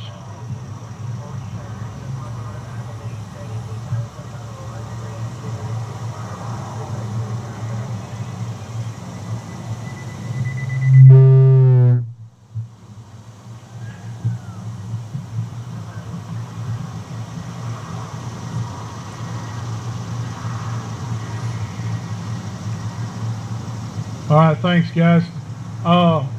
This is not on. We didn't have this for today, but we've got a little filler time. One of the things that we haven't done as much tribute to as I think we should, and that's our veterans. I'm going to put him on the spot today because he's here for the American Legion, and let him tell you basically what they do. He's got some things that he talks to me about, and he has a lot of passion for veterans. Sometimes we forget about our veterans. They come home and we're disconnected about what goes on here. So if you would come forward and introduce yourself and tell them about the American Legion, I'd appreciate it. Thank you. I'll turn that down a little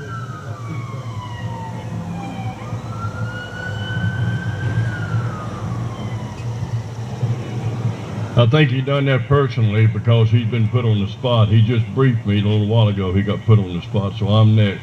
My name is Harold Lowe.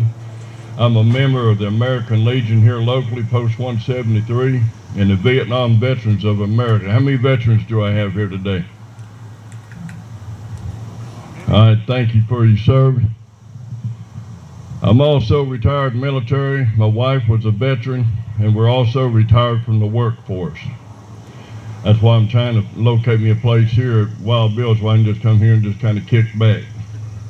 I come here with that purpose this morning, but he put me to work in the kitchen. So how was the biscuits? Were they okay? Good. I had my fingerprints on there, by the way, so I got put to work.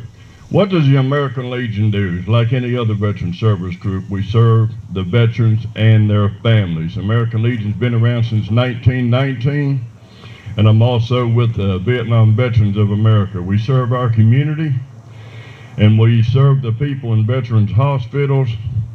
And the American Legion, believe it or not, and you can research this to find out, if it wasn't for the American Legion back in 1919 into 1921, there'd be no VA services to veterans. A bunch of generals got together, and a bunch of the leadership back there, and they come up with a VA hospital. VA hospital has been very good to me. There's been some people that's had some issues with them, but for my wife and myself, we've done good. What do we do in the community? We do everything possible to be recognized in the community to do some kind of volunteer work in any kind of organization that will ask us to do that. We're an honor guard unit.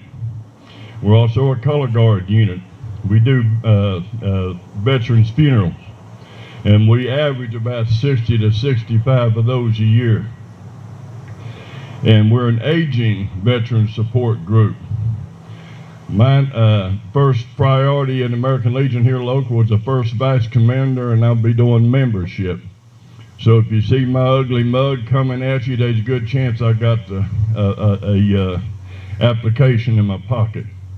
So if you're a veteran today and you want to join an organization that's very well recognized in this community right here, we have a position for you. The average age group of the American Legion right now and the Vietnam veterans is 65 plus. Sometimes we have a difficult time getting around to everything. We work well with the community as far as doing parades like the Christmas parades, the support for the Park Theater, Main Street Mac Mimble, when they had the Main Street Mac Mimble music stuff down there by the bank. And we also do a Warren County Food Bank. We work with a lot of churches. And one of our newest affiliations working together hand in hand and also supporting the homeless is an organization called Home. We're trying to team up with them. And there is a lot of homeless people everywhere, not just here. And you won't know where they're at until you stumble across them. But there's golden opportunities out there available for all the veteran service groups. And I'm talking about the Marine Corps League and the VFW, the VBA, which is the Vietnam Veterans of America, as well as the American Legion. We have auxiliaries. So if you're a spouse, and now men can join the American Legion Auxiliary. We can use just about all the help we can possibly get, especially on Flag Day, Poppy Day, Memorial Day, and things of that right there, where we're going out and hitting about 1,600 cemeteries. Right? When I say 1,600 cemeteries, that's what it feels like. We actually put out 1,600 flags every year on Memorial Day. There's a great need to have younger people come out there and help us with that. This past year, we was blessed with the Junior ROTC for their support, coming out there and helping us with some of the larger cemeteries. Okay, we have a lot of support there for the family members and stuff like that to help them with the information that we use and go through with our Veteran Service Officer, David Smith. He's in the admin building to help family members get benefits they don't even know is coming to them, right? And we work with insurance companies the same. Okay, so we're out and about quite a bit. We do flag retirement. Has anybody ever been to a flag retirement where we actually legally retire the flags? All right, we do that every year. We was doing it out there at Picnic 2 area in Rock Island. COVID-19 put a stop to that this year, as it did a lot of other things. I'll probably be using my real estate. I've got about 2 acres, and I've got a burn pit, so we're going to do that. And I would like to see everybody come out there and find out how you actually retire the United States flag. Along with the admin building, you'll notice there's a flag collection box out there. I've collected, on the average in the last 4 years, 3,500 flags a year that needs to be retired. That's a lot of flags. So with the ceremony from that there, we normally provide some kind of a meal. Just like Wild Bill's here, it's out there on the picnic tables right there. And it's the potluck type that the ladies in the auxiliary put together to bring out there for us. So we have kind of a good time and a sad time at the same time. So anybody got any questions for me? I'll be around for a while. But I'm going to take this opportunity to thank each and every one of you out here to come out here today and spread the word out there. And one other thing I'm going to point out there is right behind me, there's 407 faces on that banner. Took the opportunity to count them a while ago. That's 407 faces that gave us the opportunity to be here today.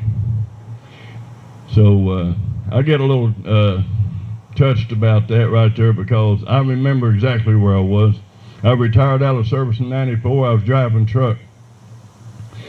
I heard about it. That CB radio come to life. And you know, if you wanted information, tell-a-woman, tele-type, teleprompter, and the CB radio. Okay, that was just a little, one of my all night stay-upper type funny deals. But the funny part about it is we learn about it, we know about it, it tears our hearts out, we cry about it, and then we forget about it. Well, if I got anything to do about it, I'll be working with you, Bill, along with the American Legion and the BVA to help you in any way on this here and for the Tunnel to Towers. Thank you. All right, for those that wasn't here at the beginning of this, Joey's going to come up and talk about Tunnel to Towers again. I want to thank those that we've had several donations that's put in today. Some of them pretty large. It's exciting. So Joey, come up and talk about it. And then at 10:28 will be our next moment of silence. That's when the towers actually start to fall, or actually fail. Thank you, Bill. I think just about everybody here knows me. Get too close to the speaker. I'm the director of Tunnel to Towers, Middle Tennessee. I want to thank each and every one of you for coming out and being a part of this. For those of you that weren't here earlier, I'll tell you a little bit about what we do. Again, we're the Middle Tennessee arm of the Tunnel to Towers Foundation, and actually the only Tennessee arm at this time. The Tunnel to Towers Foundation was founded in 2001. On the morning of September 11th, 2001, firefighter Stephen Siller of New York City Fire Department Squad Company 1 had gotten off duty that morning. That's one of the FDNY's Special Operations Unit in Brooklyn. He'd gotten off duty that morning. He left. When he found out what had happened, he came back to his firehouse. His truck was one of the first ones that was assigned to go, so they had already left. Because they were already gone, he gathered his gear and his equipment, put it in his car, and went as far as he could, which was the Brooklyn end of the Battery Tunnel. Couldn't go any further because the tunnel was shut down with traffic and security concerns, things like that. So he took his gear, it's about 60 pounds worth, strapped it on his back, and he ran the rest of the way on foot from the end of the tunnel to the World Trade Center Towers, which is where the name of our foundation comes from. It's about 3.5 miles that he ran on foot. He found the rest of his company, the rest of Squad 1. They all went in that day and they all died. So this foundation was started by his family in his memory with the mission of continuing to provide for people that serve their community in our country. So what we do is we provide homes for catastrophically injured veterans, so people that are injured overseas, Afghanistan, Iraq, etc. If they're catastrophically injured, they require a smart home. We build a custom-built smart home for them, totally free of charge. So they have something that actually meets their needs, and like Bill said this morning, they can have some semblance of a normal life. And what we also do is we provide homes or pay off mortgages for the families of first responders and members of the military that are killed in the line of duty. And to give you an idea of how active we are locally here, in the last year, we've paid off 3 homes right here in this area. We paid off for Billy Anderson. He was a member of the Army, he was killed in Afghanistan. We paid off a home for his family. They live in Smithville.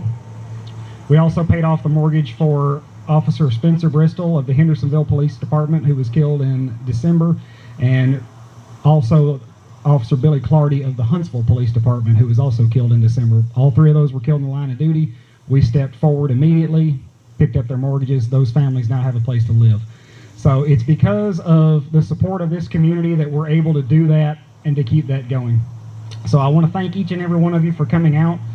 If you want to support this and be a part of it, the folks at Wild Bill's here have got donations set up inside. You're welcome to donate that. I also invite you to check out our website at tunneltotowers.org. That's the word tunnel, the number 2, and the word towers.org. And the Middle Tennessee chapter is also on Facebook. So look us up, Tunnel to Towers Middle Tennessee. You can find out what all we do locally, some of the fundraising events we do, and how you can be a part of this. So again, thank each and every one of you for coming out. And thank you, Bill, for everything y'all are doing. It's 10:28. If you would, go ahead and light them up, lights and siren. It's 10:28. Light them up, lights and siren.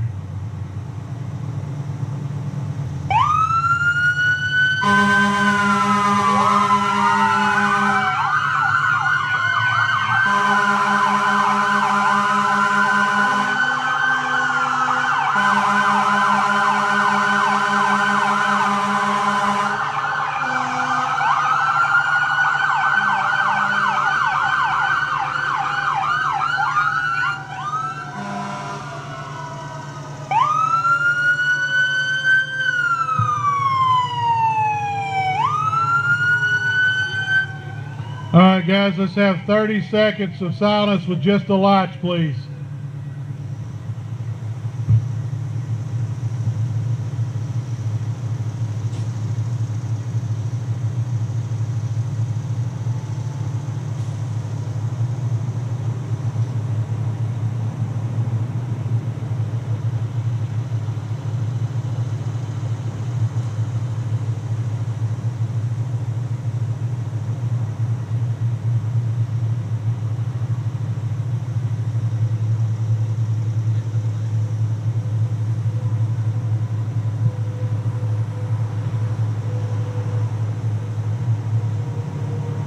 All right, leave the lights on, please.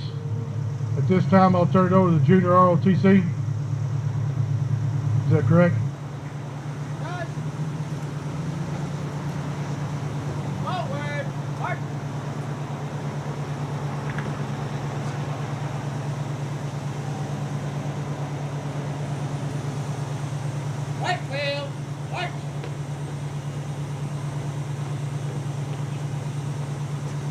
Forward, march, color, halt. Reset, off.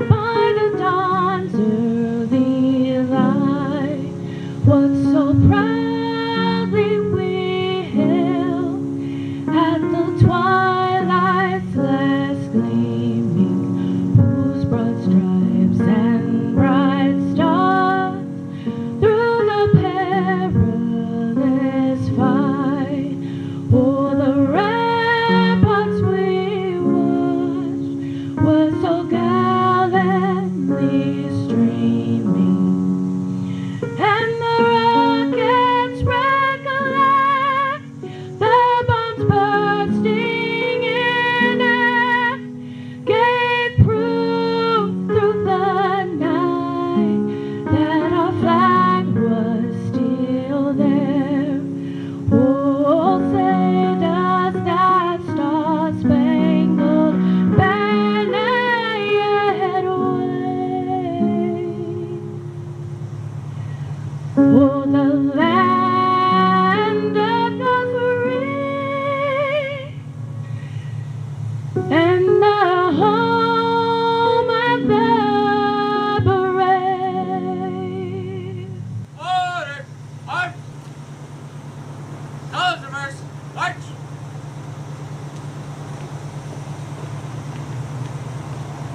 Forward, march. Left wheel, march.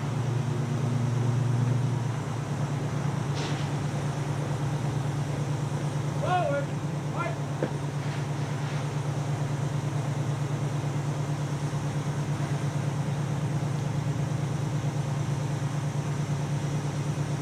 Colors reverse, march.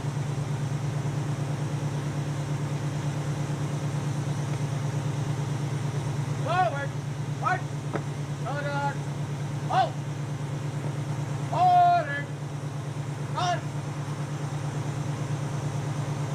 Oh, Ray, rest.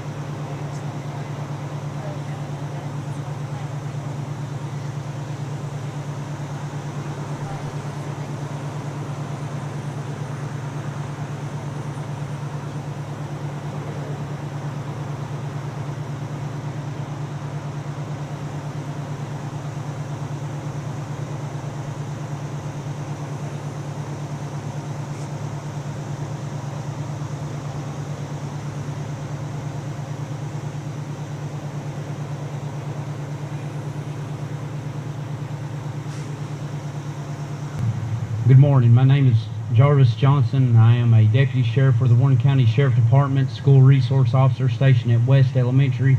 I've been in law enforcement for almost 21 years. I've had the opportunity to not just work at the Warren County Sheriff Department, but the McMinnville Police Department. In addition to that, I also pastor the Campaign Church of God, and I'm honored to be here with you this morning. 19 years ago today, our world changed forever. a hijacked Boeing 767 aircraft was purposely flown into the North Tower of the World Trade Center in New York City at 8:46 a.m. Immediately, first responders decided to do something that goes against our very human nature, to run towards danger. While others ran from danger and destruction, few brave men and women found the internal courage to do the unthinkable and to fulfill the call that we read in Isaiah chapter 6, verse 8. I heard the voice of the Lord saying, "Whom shall I send, and who will go for us?" And then said I, "Here am I, send me."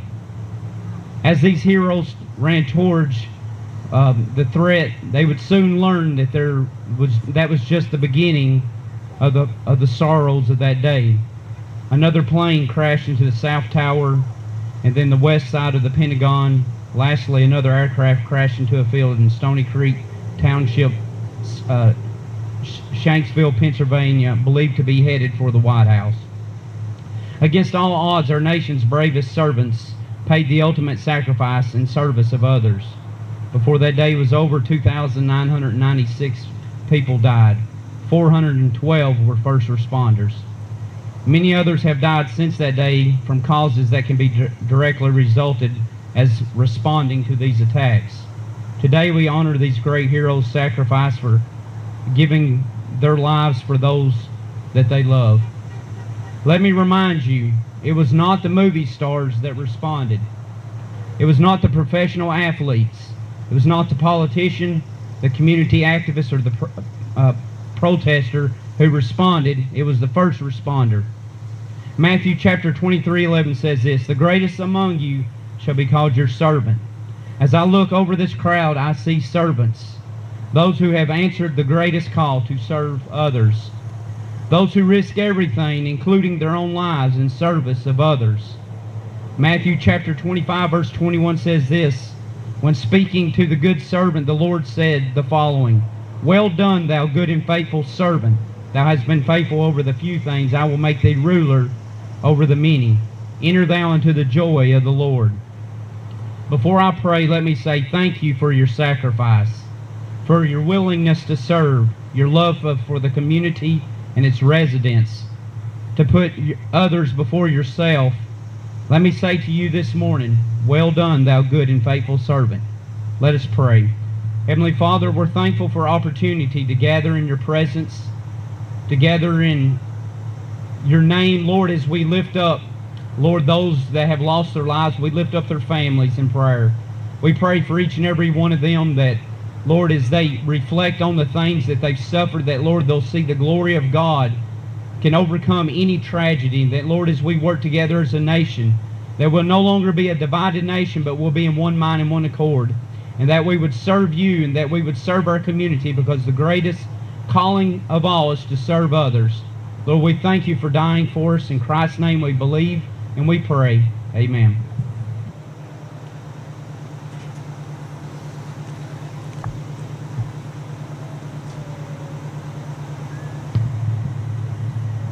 I'd like to thank everybody for coming out today. This concludes our memorial service for those who have fallen on 9/11 and the remembrance. Please, again, talk to your fellow friends and all your family and remind them of the Tunnel to Towers website and the donations and what good it will actually go to.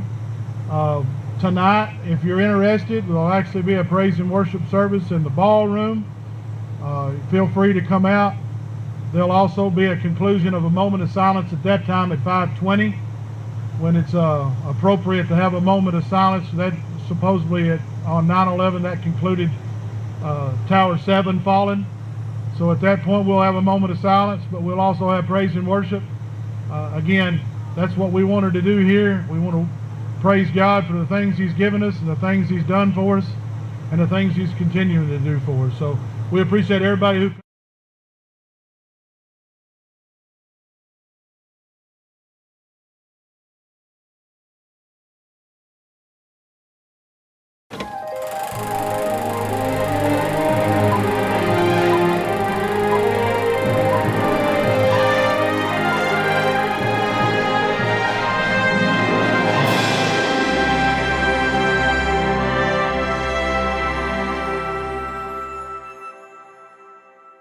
It is my pleasure this morning, as the commander of American Legion Post 207, to welcome you to today's ceremony. I'd like to thank each and every one of you for taking the time to be a part of this monumental event. My name is Hansel Moore, and I have the honor of being the commander of Post 207 right here in Spencer, Tennessee. And I thank God for the weather that He's given to us. When we had a downpour, that was just one of my worst nightmares, but thank you, Lord. I'd like to welcome you on behalf of the local leadership and the community here to Van Buren County, where we've been practicing social distancing for a long time. For those of you who don't know, Van Buren County is 270 square miles of Tennessee's beautiful landscape. You may notice there are no traffic lights in the entire county. We like it that way. It is the home of one of our state's jewels, Fall Creek Falls State Park. The population of our county is approximately 6,000 people in the entire county. Of that 6,000 people, there's an estimated 600 veterans who have proudly served our nation. So approximately 10% of our population are veterans. I share this with you to emphasize the ruralness of where we call home.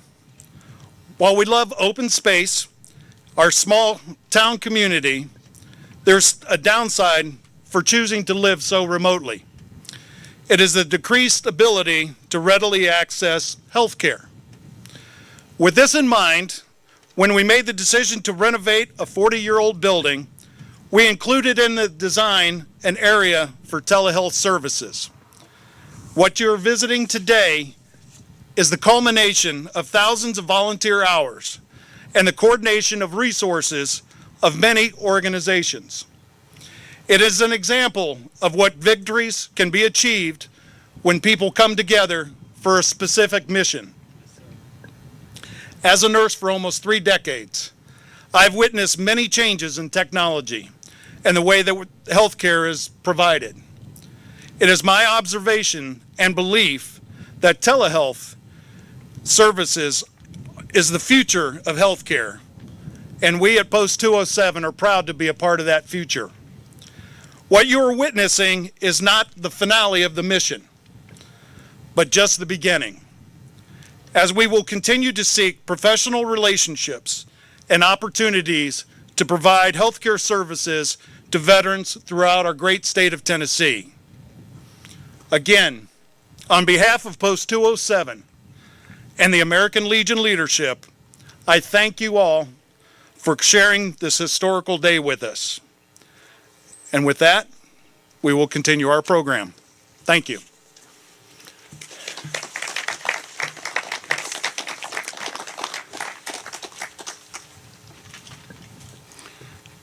Will you join me in prayer?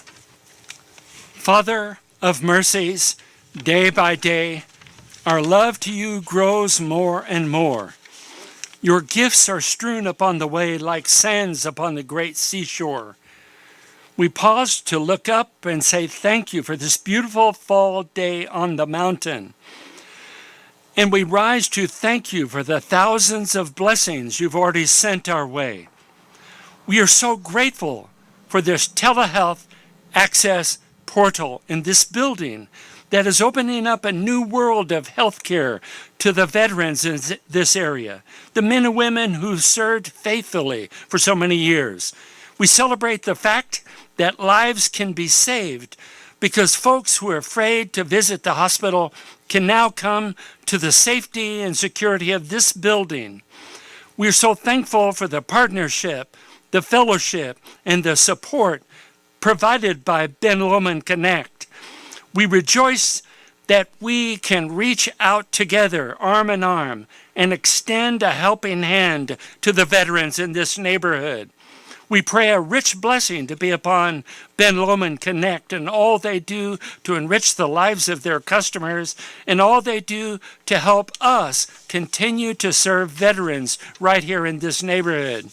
We pray for the Tennessee Valley healthcare system and the Veterans Administration as our veterans reach out to them for aid and comfort and support and excellent medical care. Please bless the doctors and the nurses and all the providers who will greet and welcome our neighbors who have served this country, and may they never grow weary in making these human connections.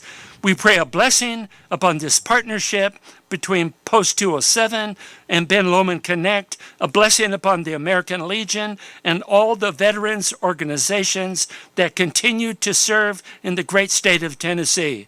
For all those who have worked here so hard to put this event together, we pray and ask a blessing upon the great state of Tennessee.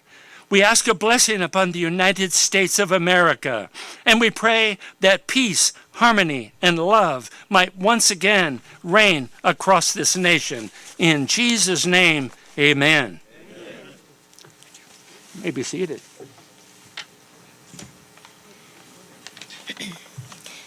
Good morning. It is my distinct honor to introduce the senator from Tennessee's 16th Senate District.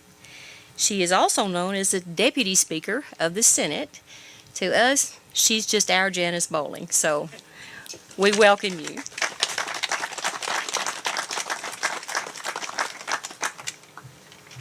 Thank you all so much for being here, and I thank God also for this gorgeous day. I said, do you think he knew this was October the 1st, and he pulled out his October blue skies to grace us with this morning? And I suspect he not only knows that, he knows the hairs of our head, and he knows the ways that we walk. And we praise God that our country was founded on being a nation under God, indivisible, and that we are endowed by our Creator with certain inalienable rights. Those are non-transferable. They come from Him, not from the government. And I want to thank each and every one of you for being part of protecting our constitutional right. Each one of you have fought in wars to make certain that America stayed America, and that our Constitution stays our Constitution, and that we are one nation under God, under the rule of law.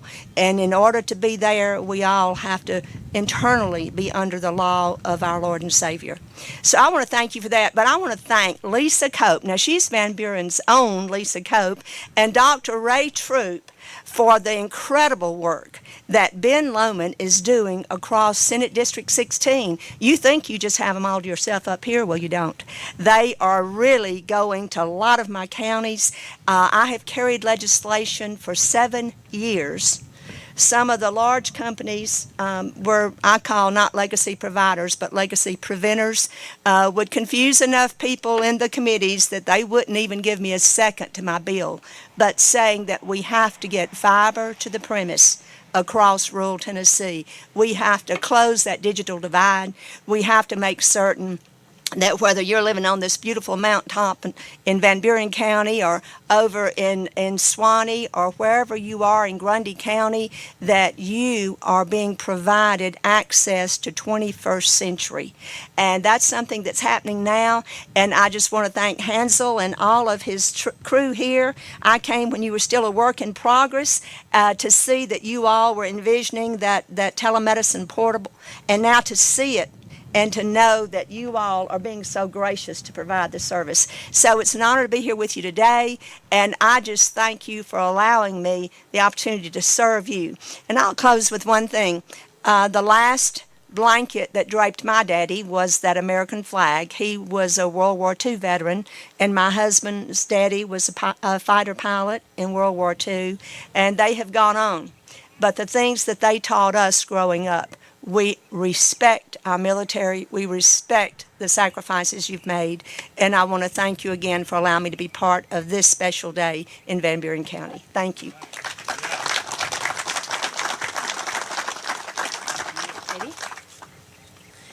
Thank you so much. You guys are in for a really, really big treat this morning. We have someone with us virtually over here. This is Jennifer Vedral Barron, and she is the director of the Tennessee Valley Healthcare System. So she is going to, you may not be able to see her too well because of the sun, but I know you'll be able to hear her, so please be welcome here. Thank you, Jennifer. Hello. And thank you for inviting us to participate. Thank you, Senator Bowling, for your service to our state. While we wish we could be there to share this with you in person, we know you understand how seriously we take our responsibility to keep our patients and our residents safe. At the same time, we think it's fitting that we share this with you virtually. Attending this way would not have been possible without this grant, this partnership, and this project. The virtual living room will allow Tennessee Valley Healthcare System providers to deliver health care to your veterans who can't otherwise access these technologies or are afraid to. This is especially critical during this pandemic.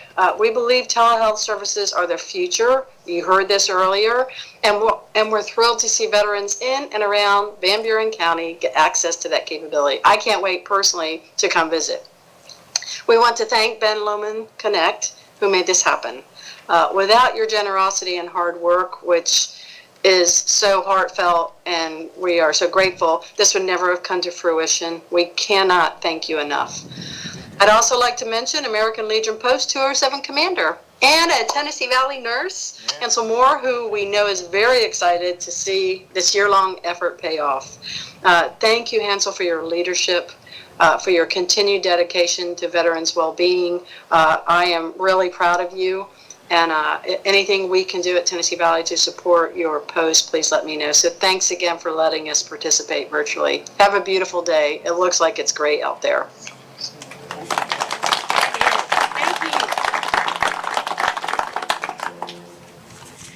All right, Mr. Luther Holzenbach, if you would come to the podium. He is the commander for the American Legion for the Department of Tennessee. So we welcome you. Thank you very much. Thank you. You know, as I was coming in this morning, my wife and I stayed over in Crossville last night so that I'd have an opportunity to be here this early in the morning. I'm from West Tennessee, probably about 5 hours from here. So we came in a little bit early, and I was driving down, 111 coming into Spencer, and I got to thinking, okay, I'm getting ready to go talk to a group of individuals or a location that is providing a service for our rural veterans. Well, it don't get much rural than driving down and seeing this beautiful country land. What everybody needs to understand is not all of my 174 American Legion posts are like this. There's a large majority of those American Legion posts that meet in restaurants or meet in community centers or meet in somebody's home, providing that service. Y'all are blessed to have a building. Absolutely. I look at this as a catalyst for really taking this off in the Department of Tennessee. And my hat's off to you, Hansel. We appreciate that for taking a leadership role in this for the department. 2 years ago, when the Veterans Administration was talking about telehealth and talking to us at the National Convention in Indianapolis, they were more focused on those rural states. Montana. Think about the vast expanse of Montana and a veteran having to get somewhere in Montana just to be able to access VA health care. So they were looking at putting up these portal positions in those areas. Sometimes it takes a horse to kick me in the head to get me to realize, but we're just as rural and just as needy and just as thankful as anybody else to have this facility provided for our veterans. And that's what it's all about. It's all about taking care of those veterans, whether they're American Legion members or not, doesn't matter. We'd like to have them be members. That just strengthens our voice in Washington and getting those things done that we need to get done. But I don't care. If you're a veteran, you need help, you need to talk with a doctor, you come to this facility. Just don't think that American Legion's on there, that's going to exclude you, because it doesn't. Hansel, again, thank you so much. thank you for allowing me to be a part of this. Ms. Speaker, thank you so much for your time and coming. And again, our gracious help and thanks for you for your help. Thank you all very much.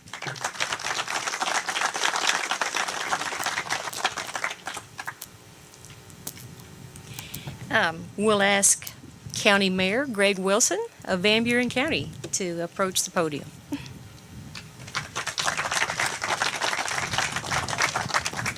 First and foremost, I want to thank you, the veterans that are represented here today and in your service for defending us and our Constitution, which is, and those of your brothers and sisters that aren't able to be here and that gave it all. And I'm blessed to be in your presence today. I want to thank Ben Lomond, of course, and to echo and thank, where's Hansel? There he is. What he said about today's technology and telehealth, and it's changing, and I think it's something that's going to be here to stay. And my dad is a Korean War veteran. He was there about a year. 91 years old. I was in with him last night, and yeah, it seems as if the older he gets, the more he talks about it, and used to he didn't. But he's very proud of it, and I'm very proud of him. I want to thank, too, our senator. She's here today, and she has never failed Van Buren County, and I want you to give her an applause for that. She has never failed Van Buren County. She's always been here. She's always given us support, and I thank you, Senator Boland, for that. And thank you, veterans. Thank you for this opportunity that my dad now will be able to come out and do telehealth and not have to go to VA clinic. He does that about 3 times a year in Murfreesboro. And that's really going to be a help for him and my mom not having to travel that far. So thank you, and thank you, Lisa, and Ben Lomond Connect. Thank you.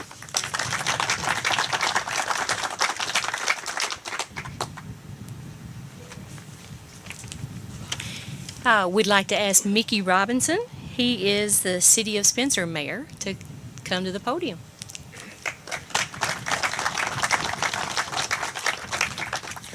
You know, I'm not like a great speaker here, but I just like to. First thing I want to say is I want to tell every veteran here, thank you for the freedom.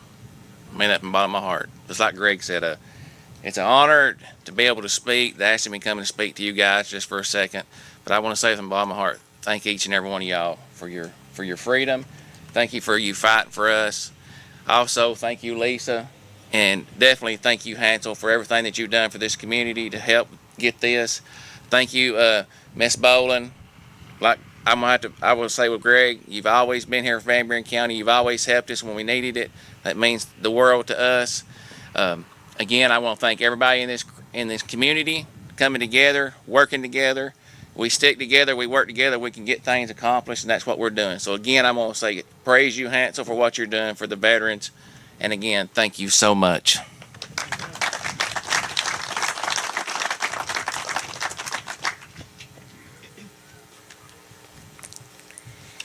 All right, next speaker is someone that has been incredibly kind to me over the years. Dr. Ray Troop is a board member at Ben Lomond Connect. He is also a veteran. He was also in Vietnam. So I would like for you to put your hands together and welcome him.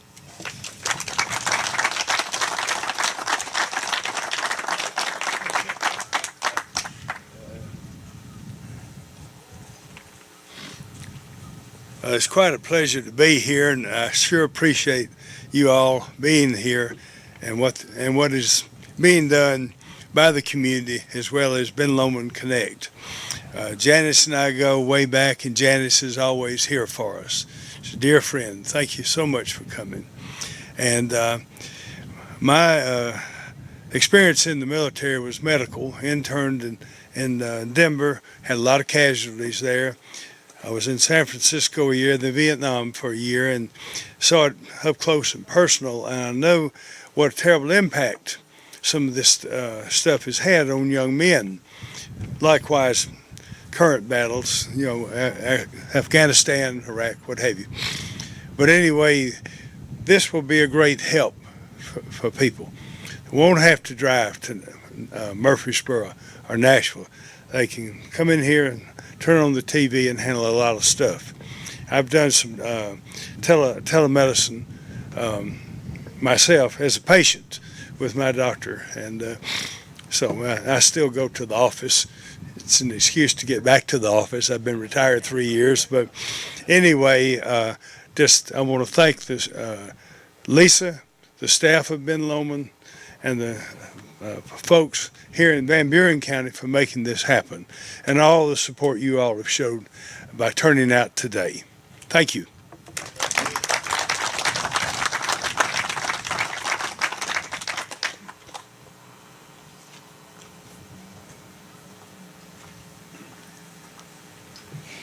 Very quickly, I just want to mention that the Virtual Living Room Grant is a grant program through a company that we are affiliated, that's our trade organization.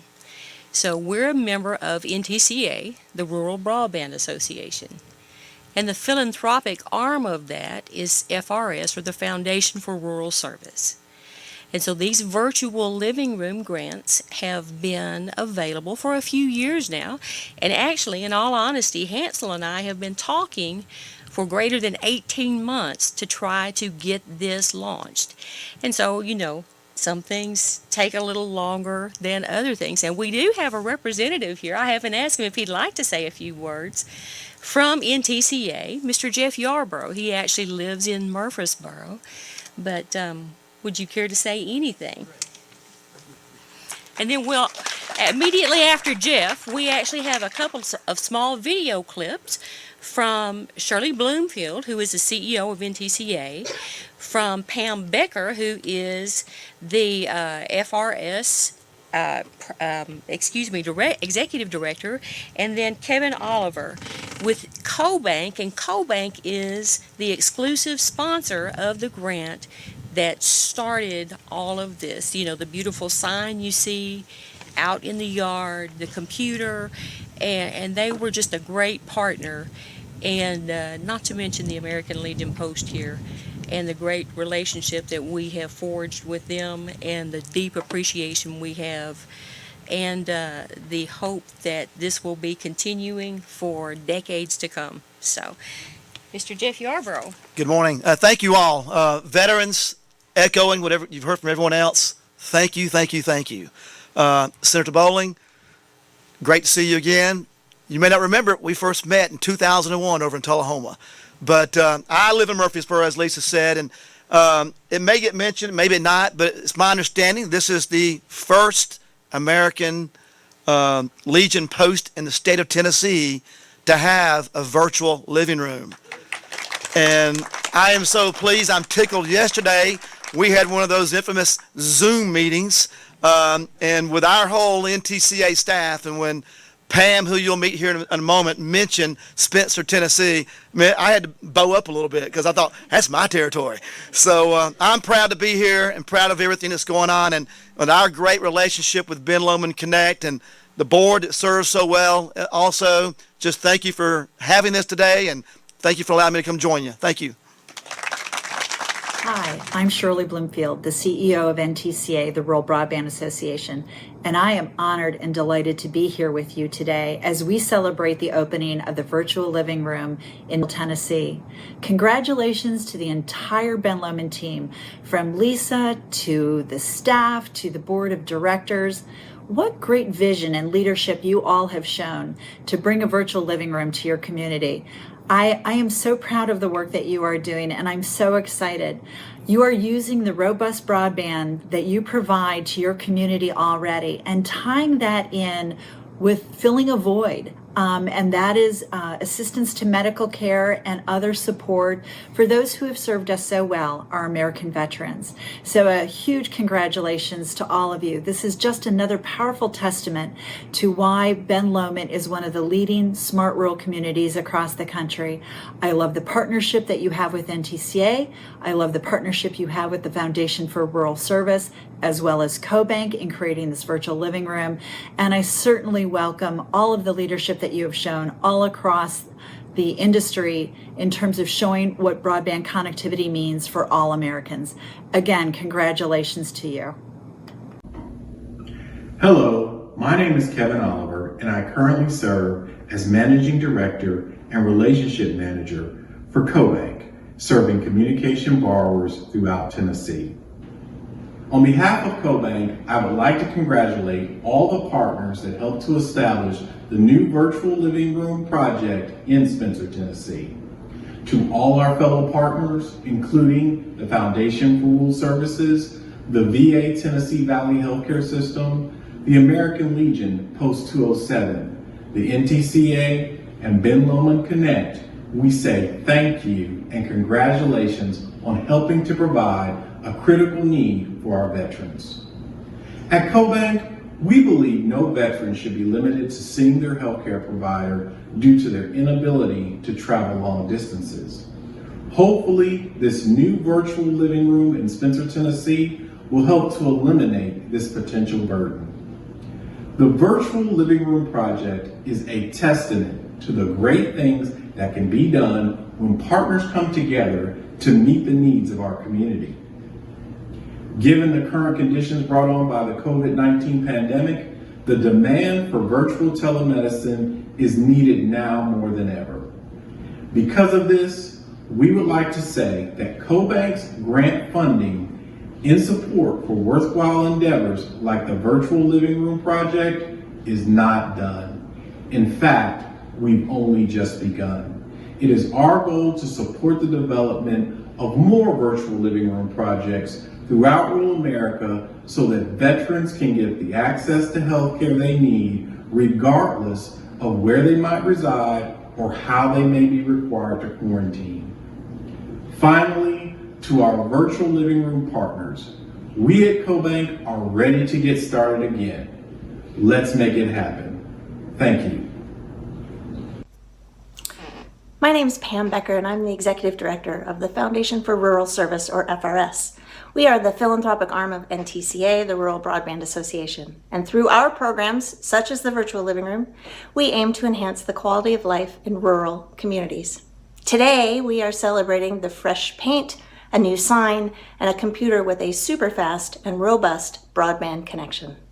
But really what we are honoring is the fact that now veterans here in Spencer and the surrounding areas can receive important health care in a comfortable and familiar setting without needing to spend hours and dollars to travel across the state. In the end, the virtual living room is a relatively simple solution to a complicated and too common problem for many veterans. We are very proud to help make that solution a reality with the help of so many really wonderful people. I would like especially to thank the VA's Tennessee Valley Healthcare System, Hansel Moore and the members of the American Legion Post 207, and my friends and colleagues at Ben Lomond Connect and at CoBank, who partnered with FRS to make this virtual living room happen. Thank you all for coming out today and for being part of the celebration for this virtual living room.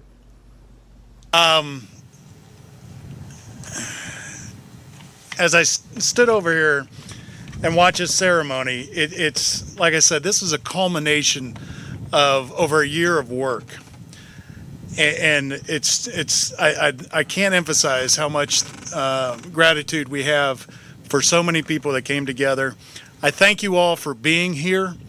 I would really like to thank, we have a crew here at the American Legion that has come together over the last year to see what you, to update and work on what you see today.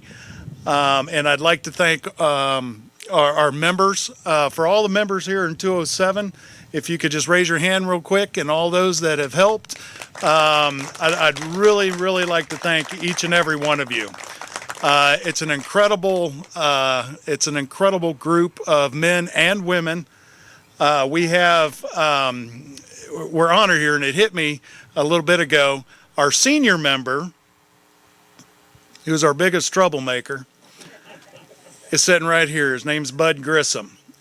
How you doing today, Bud? Terrible.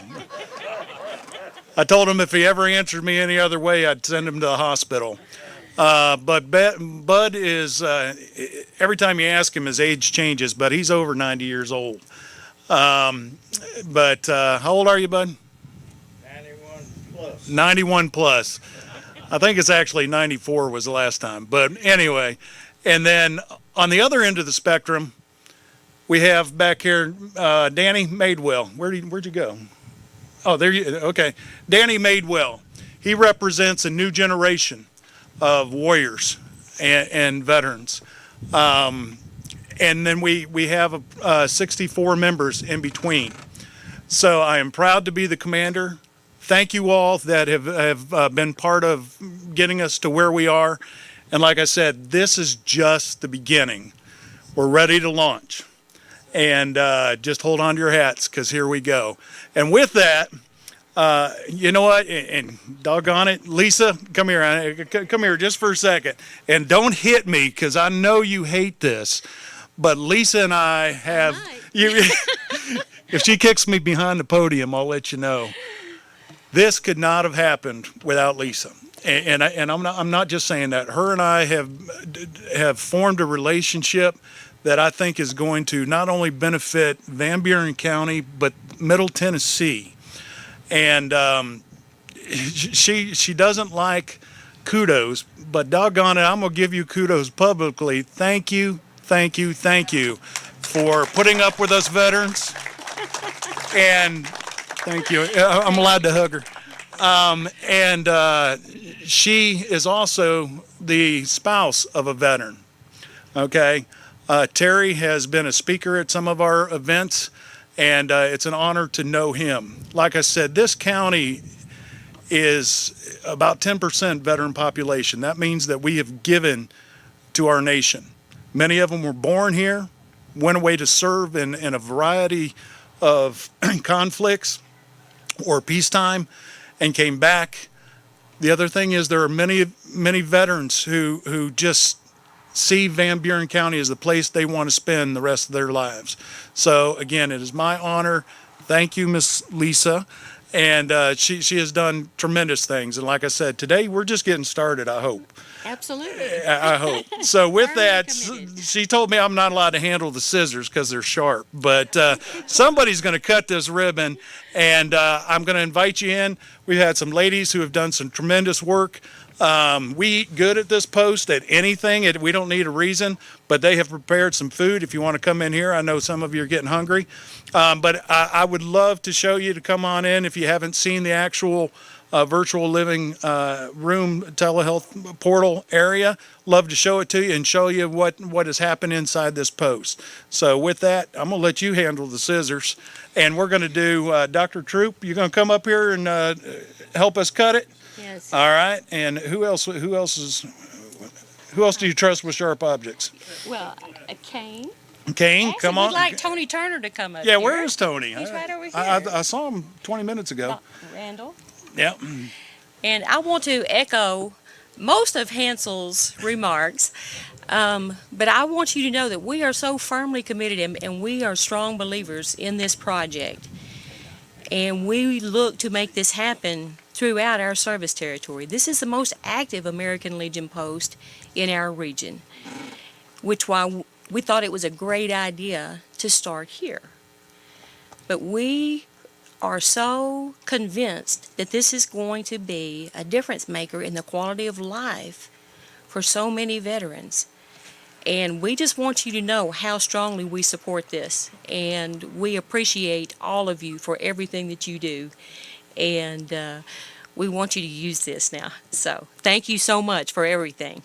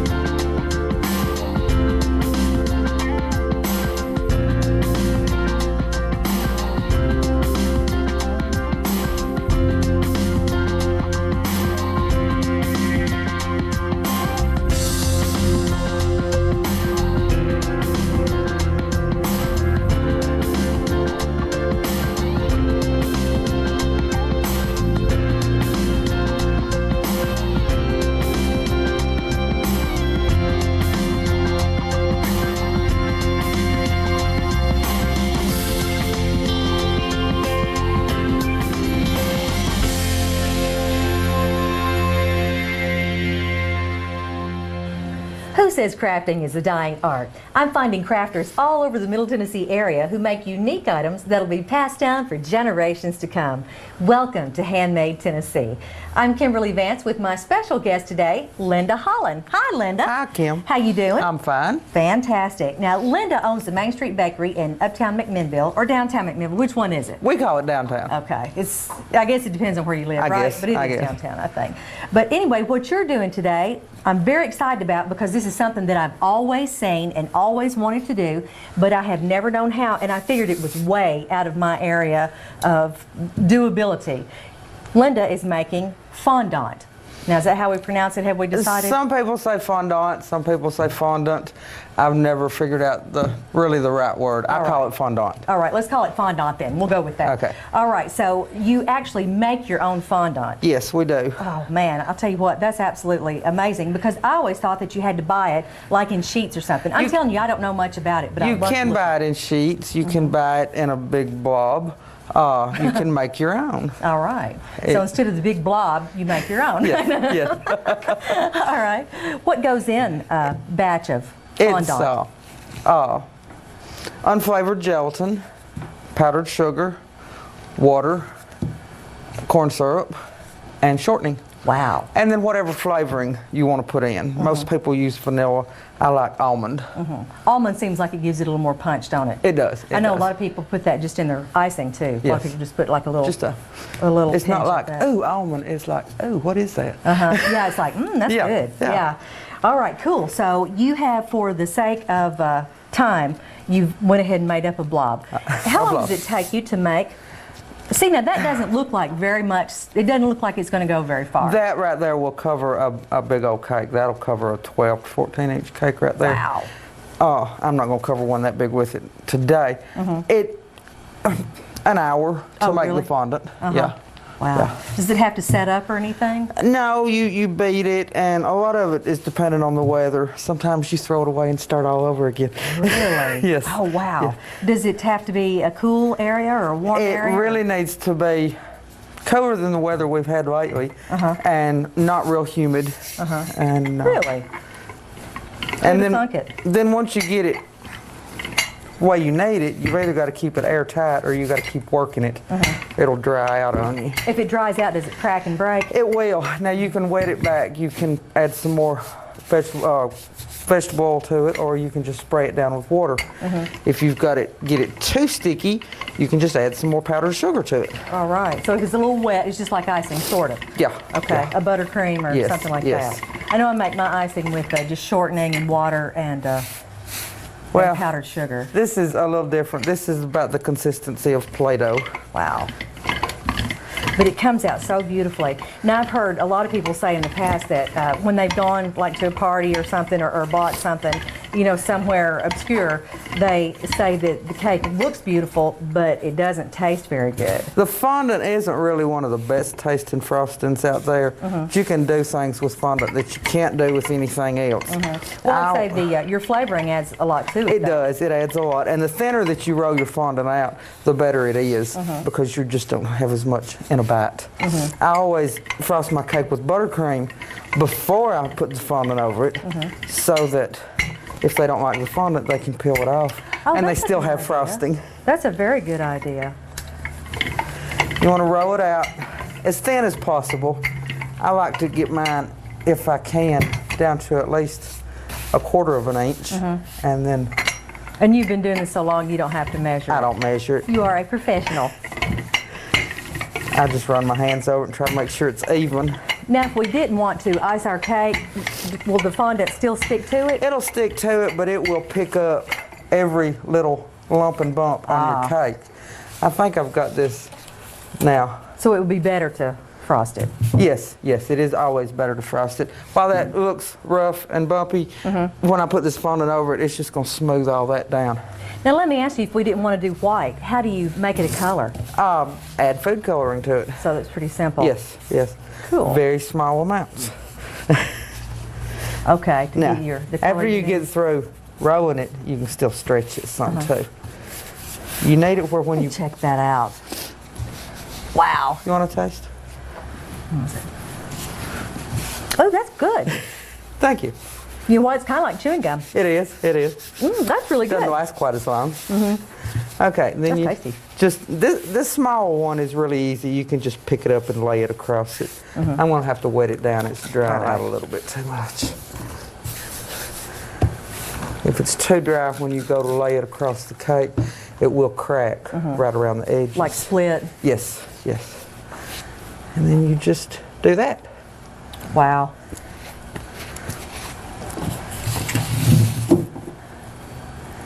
Okay. Now see, this is the part that would scare me. Because I'd be afraid I'd knock the cake down or something. It's just cake. There's really nothing you can do to it. That's what I've always told all my girls that have worked for me. Don't be afraid of it. It is just cake.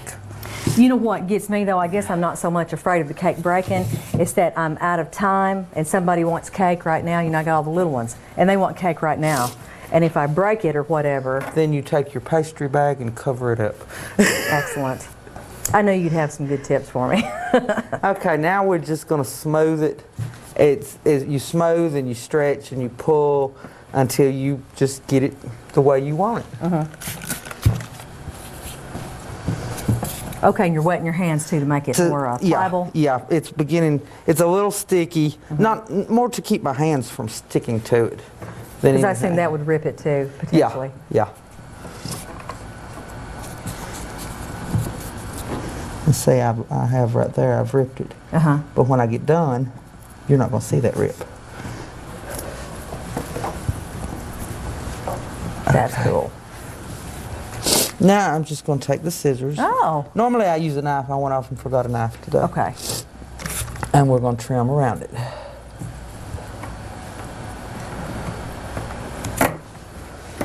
Now I assume you're purposely making that short. Yes. Yes, because I'm going to, the way I'm going to decorate it, it's going to cover up all the edges, the seams, the creases. Okay.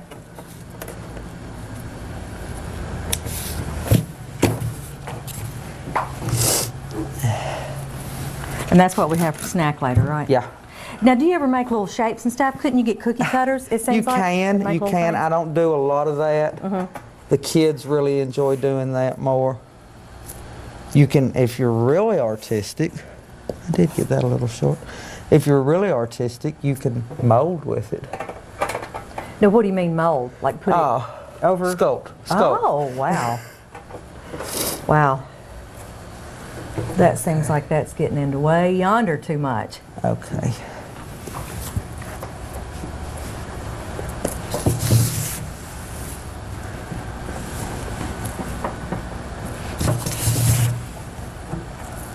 Boy, that's pretty.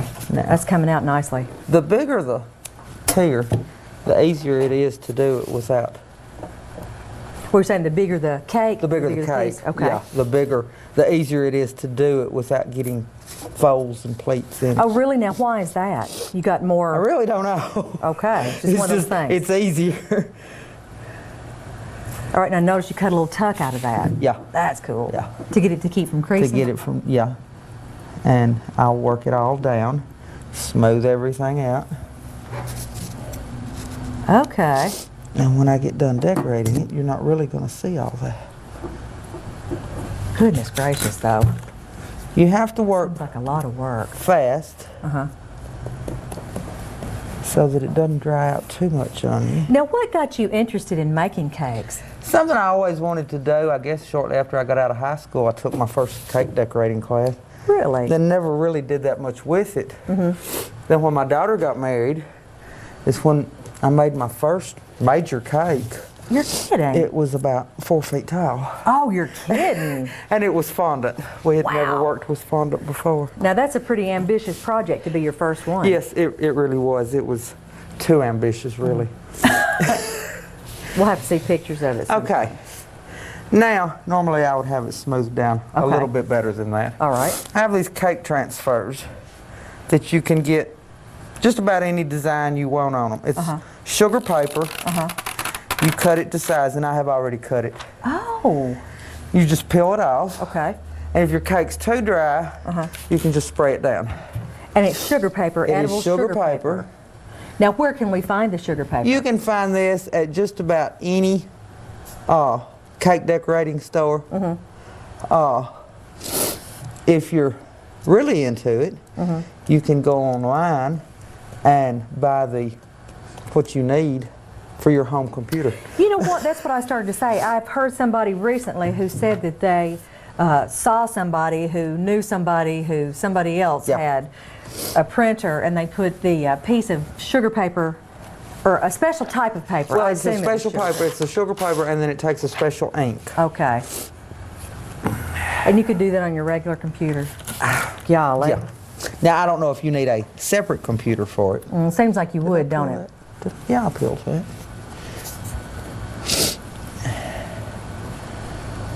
Boy, that's pretty. Now, are you purposely putting that a little bit apart? Yes, I am. Okay. I hope my measurements work out. If they don't, I'm sure it'll still be fantastic and delicious. Well, we hope so.